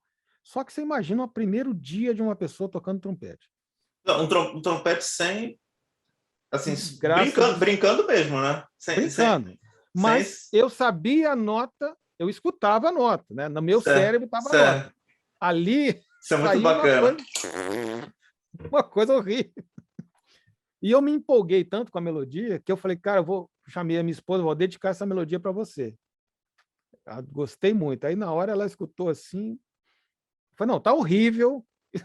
Por causa do trompete, né? Por causa do trompete, mas vai na minha que isso. E tem fãs meus que acham que esse é o meu melhor tema.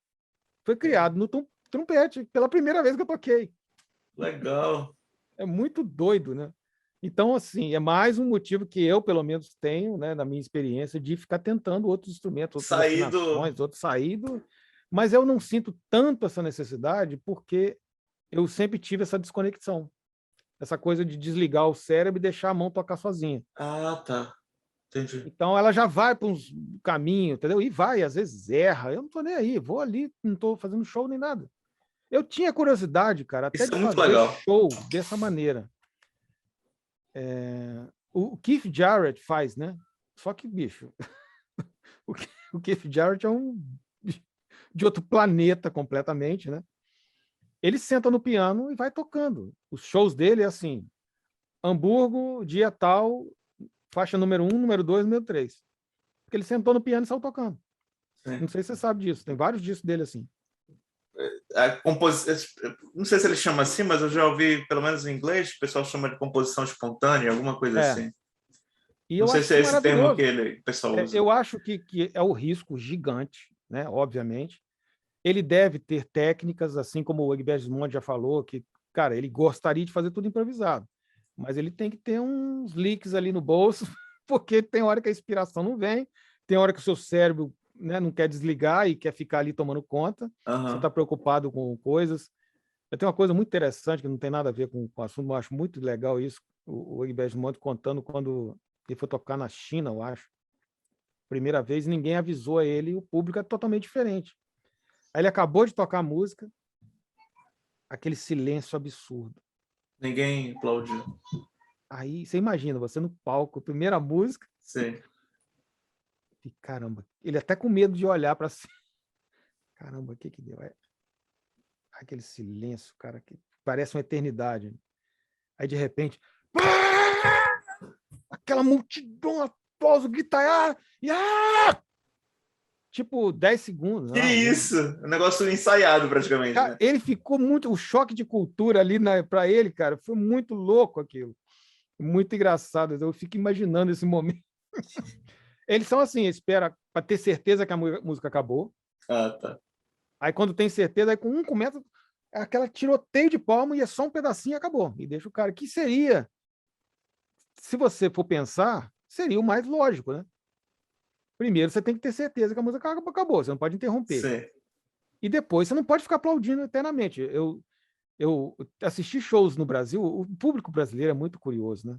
Eu sempre comento com os americanos, pergunto se eles já foram fazer show lá. Porque o público brasileiro, cara, eu não sei se tem igual no mundo. Você já viu show, você imagina um show instrumental, tipo Joe Satriani, com o público gritando a melodia de todas as músicas? Eita. Eu já assisti isso, cara. Lá no Rio.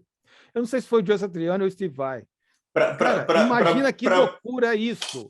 Para músico isso é tortura, né? Porque tu vai pro show assim, pô, quero ouvir o cara tocar, não ficar ouvindo a pessoa cantar. Muito doido. Mas o brasileiro, ele quer participar da festa, cara. Ele tá ali. Mas é muito engraçado isso, cara. Você imaginar, sei lá quantas pessoas, show no... Como é que chama aquele lugar lá no Rio, que cada dia tem um nome? O nome normal é Metropolitan, o nome raiz dele. Ah, sim, o original, né? Sei. Cara, todo mundo gritando a todas as melodias do show. É muito... Porque, assim, tem a histórica do Queen, né? Love of My Life. A gravação antológica do Rock in Rio, todo mundo cantando, legal. Ele incentivou, é só voz e violão. Foi um momento histórico. Mas no show instrumental eu achei demais, cara. Caramba, não sabia dessa do instrumental, não. Para terminar, só queria aqui colocar um trecho aqui daquele José do Egito.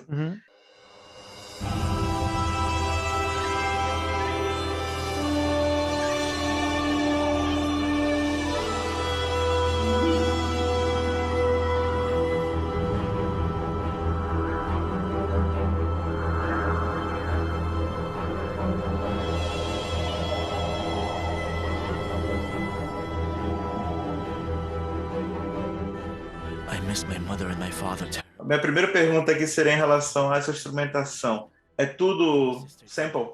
Tudo sample. Muito bom, hein? Muito bom. Mas sample tocado. É o East West, não são loops. Não, claro, né? Claro. Mas tem mais. Esse instrumento, acho que chama RA. E tem outro, tem o RA e tem um outro que eu esqueci agora. Ah, eu sei. Foram feitos há muitos e muitos anos atrás, cara. Verdade. Sei lá, 20 anos. E ainda são os melhores, cara. Aí as pessoas ficam lançando. Eu falei, gente, eu não sei nem porque eles não lançam coisas melhores, porque dá para ser um pouco melhor. E eles lançaram agora o Opus, né? Bibliotecária. Mas tu diria que a tua principal é da East West? O que tu mais usa é da East West? Não, cara, de instrumento étnico... Tá. Eu não achei nada tão como é que chama isso? Tão expressivo. Realmente, não tem.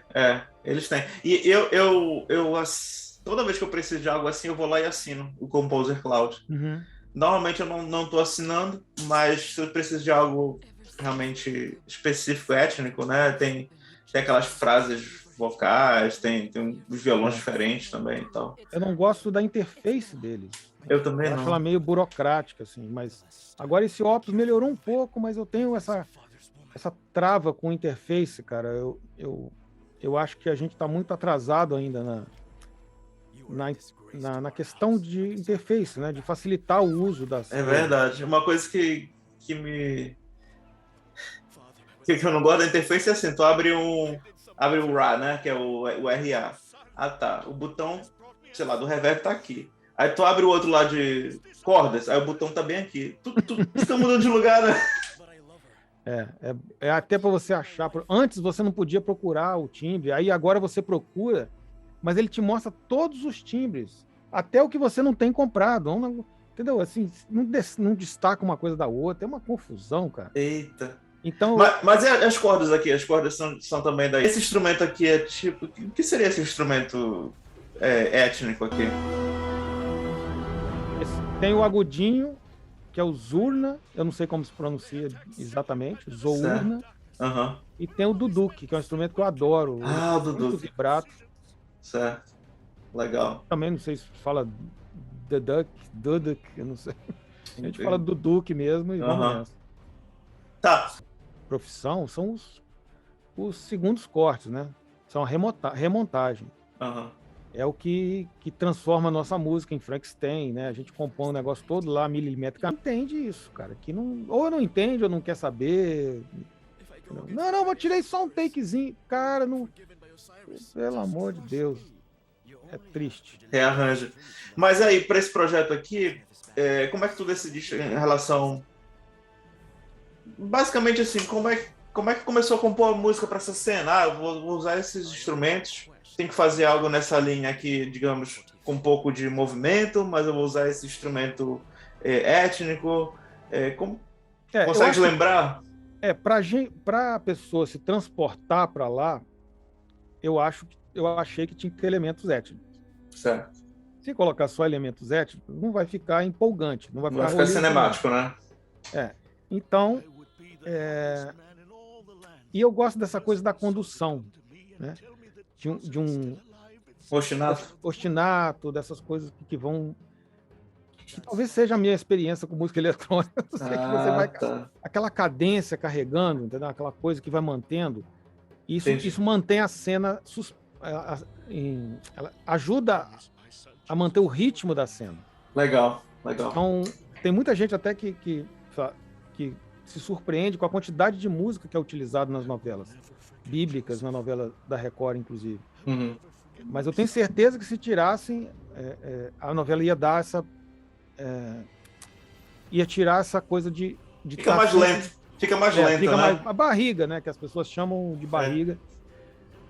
Então, o importante falando, né, sobre por que a gente está usando esse vídeo, inclusive, é porque foi o único teaser que eu achei em inglês, né, na nossa procura rápida ali, mas é um projeto muito interessante porque foi o projeto que eu acho que viabilizou os 10 Mandamentos. Ter feito essa minissérie, esta equipe, que foi a mesma equipe praticamente, eu acho que 99%, que fez os 10 Mandamentos logo depois, foi muito importante. Porque a Record já tinha feito uma novela bíblica antes, a História de Esther, já tinha sido bem tempo antes, eu acho. E José do Egito veio com essa coisa do Avancini, uma outra linguagem, todo um novo approach, que era... Então, isso aí foi o nosso vestibular para 10 Mandamentos. Ah, tá. E se não tivesse sido feito o José do Egito, eu acho que a gente tinha, cara, sofrido muito. Pegar 10 Mandamentos logo de cara, uma novela, seria demais, cara. Seria muito areia para o nosso caminho, para o caminhão de todo mundo, entendeu? Sim.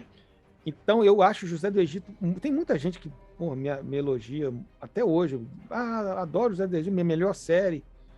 Então, é uma série muito importante, estrategicamente, historicamente, no lugar que ela foi, por que ela foi feita antes dos 10 Mandamentos. Ela para mim, ela é um pedaço dos 10 Mandamentos, tipo um pré-10 Mandamentos. Entendi.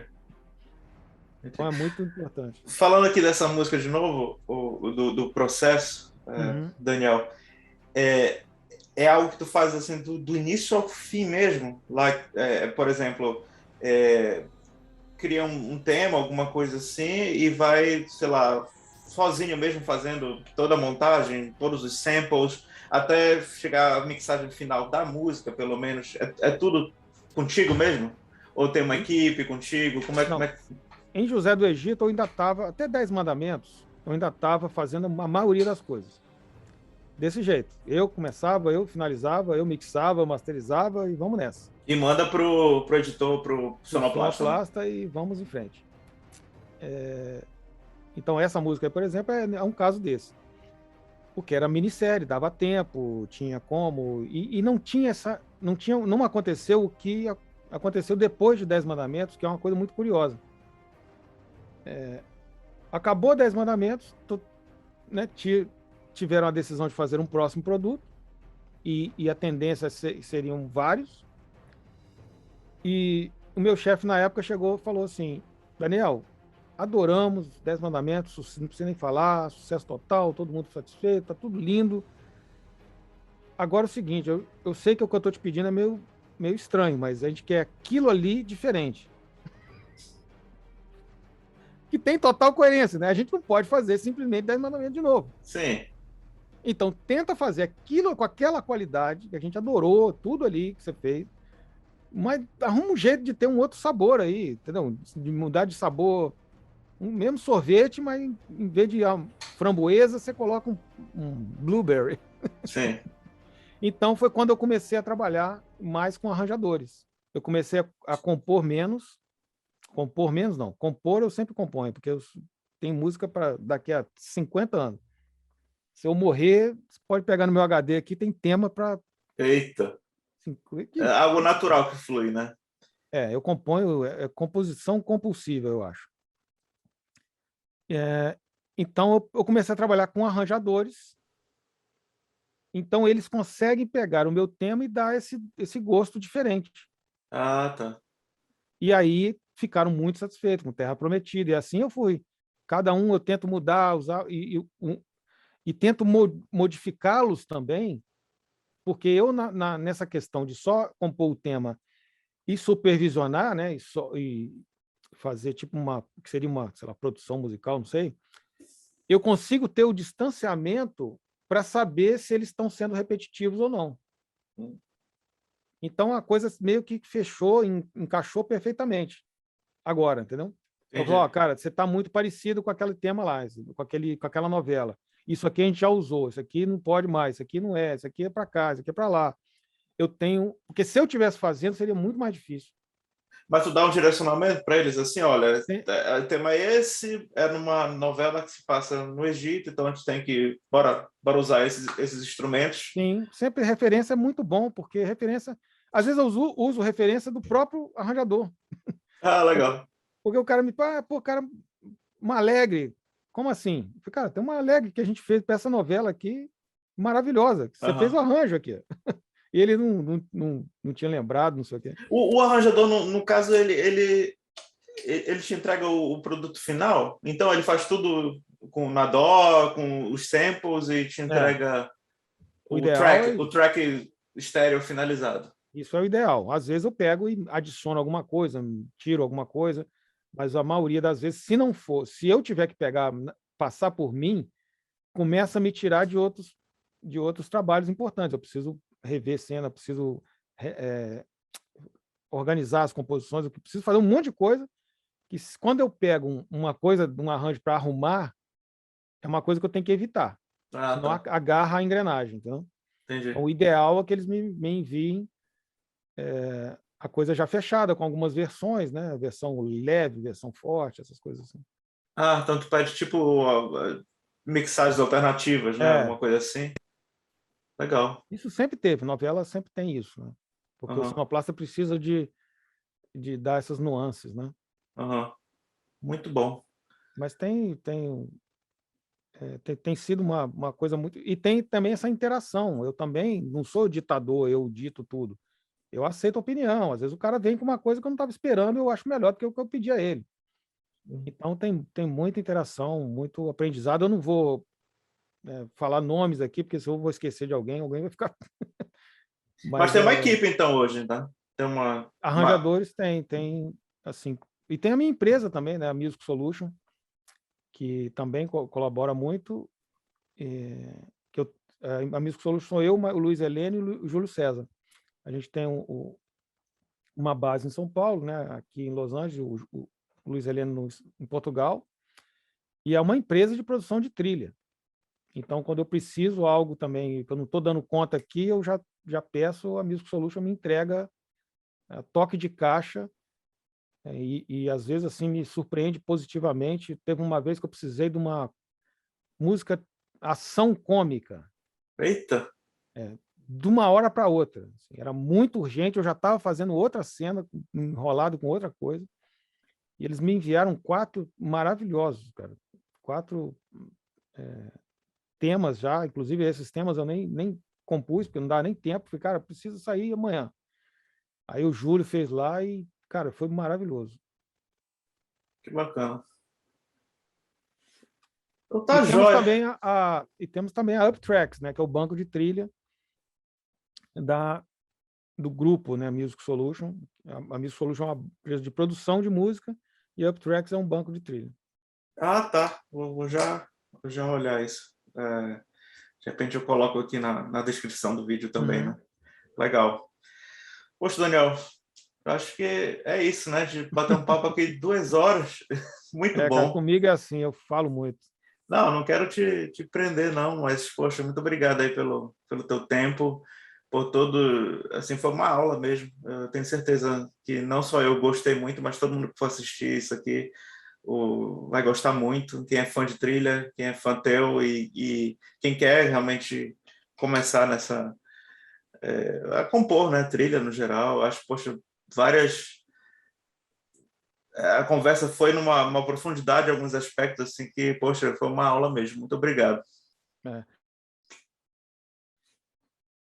E é muito curioso, né, esse fato de ser um produto, essa minha busca pelo inédito acabou sendo realizada, né? Eu fui o primeiro compositor de novela bíblica do mundo. Verdade.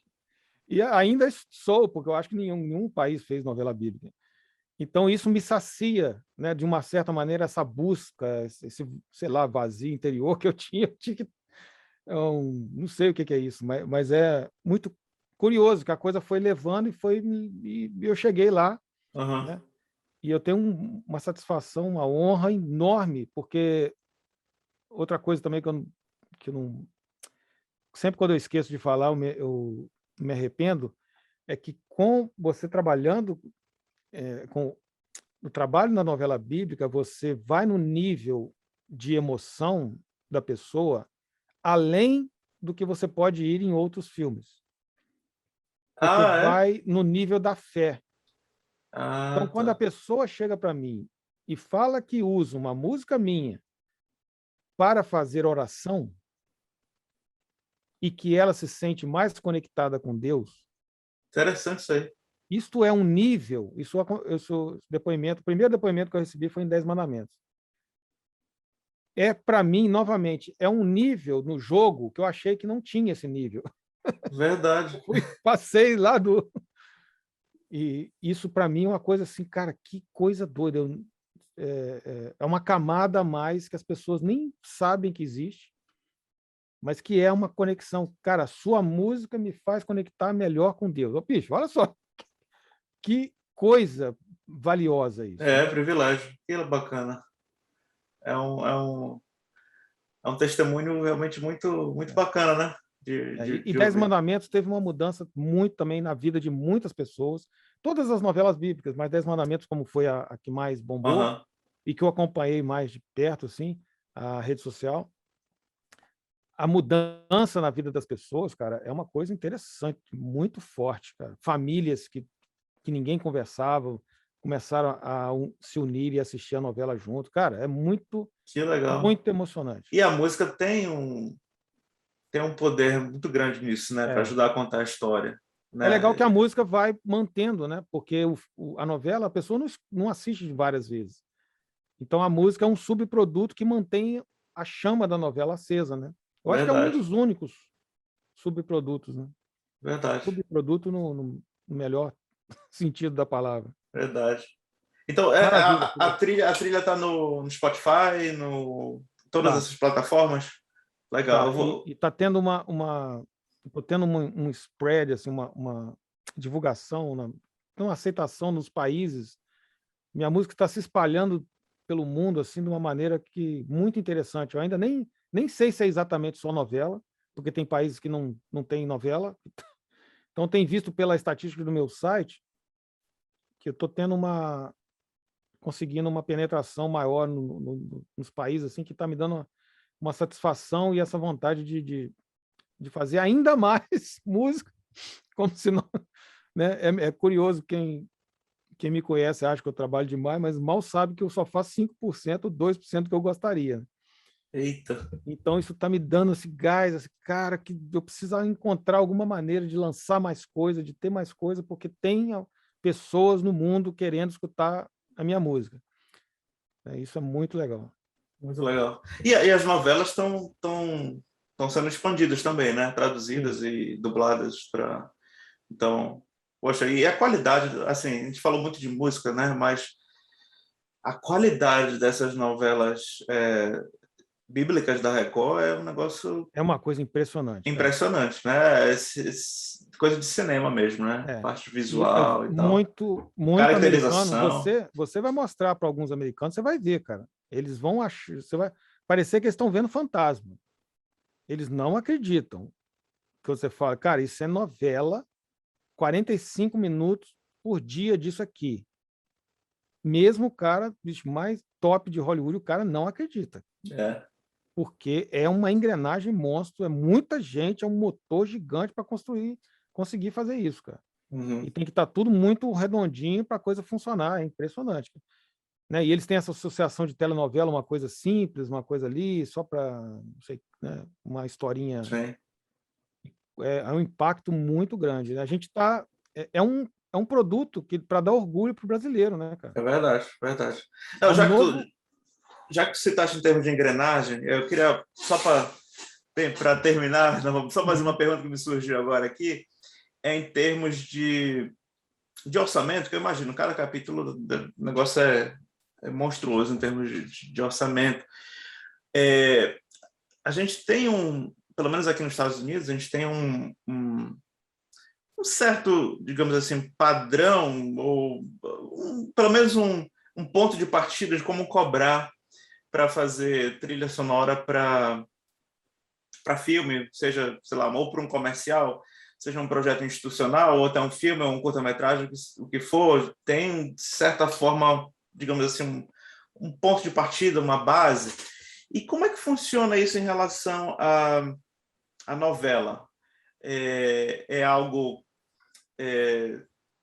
em relação assim, a um contrato por obra, fecha, digamos assim, um valor, claro que não precisa falar de valor nenhum, Uhum. mas como é que funciona essa diferença na parte, digamos assim, financeira e de business entre um filme e um projeto audiovisual que a gente, de repente, assim, está mais como é que eu posso falar, mais habituado. E uma novela, como é que o compositor ganha para a novela? Eu não sei como está, por exemplo, na Globo, por exemplo. O normal, até pouco tempo, era o cara estar contratado e receber uma verba de produção.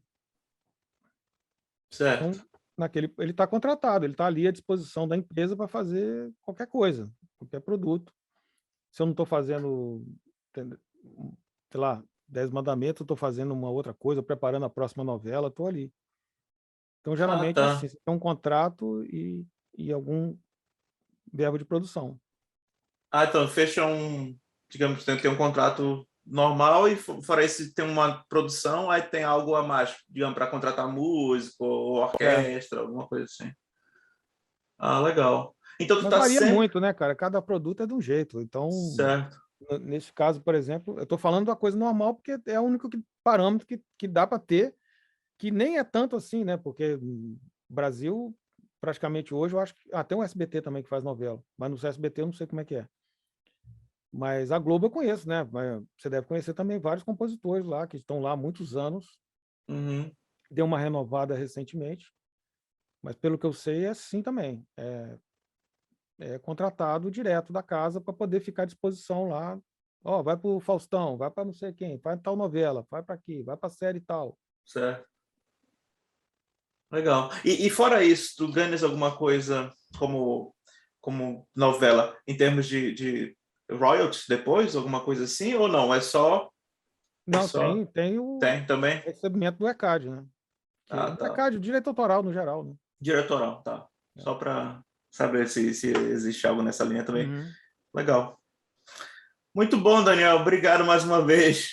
Maravilha, brigadão, cara. Muito bom. Obrigado pela aula aí, por essa conversa. Foi, assim, aula no sentido de profundidade, mas uma conversa muito bacana.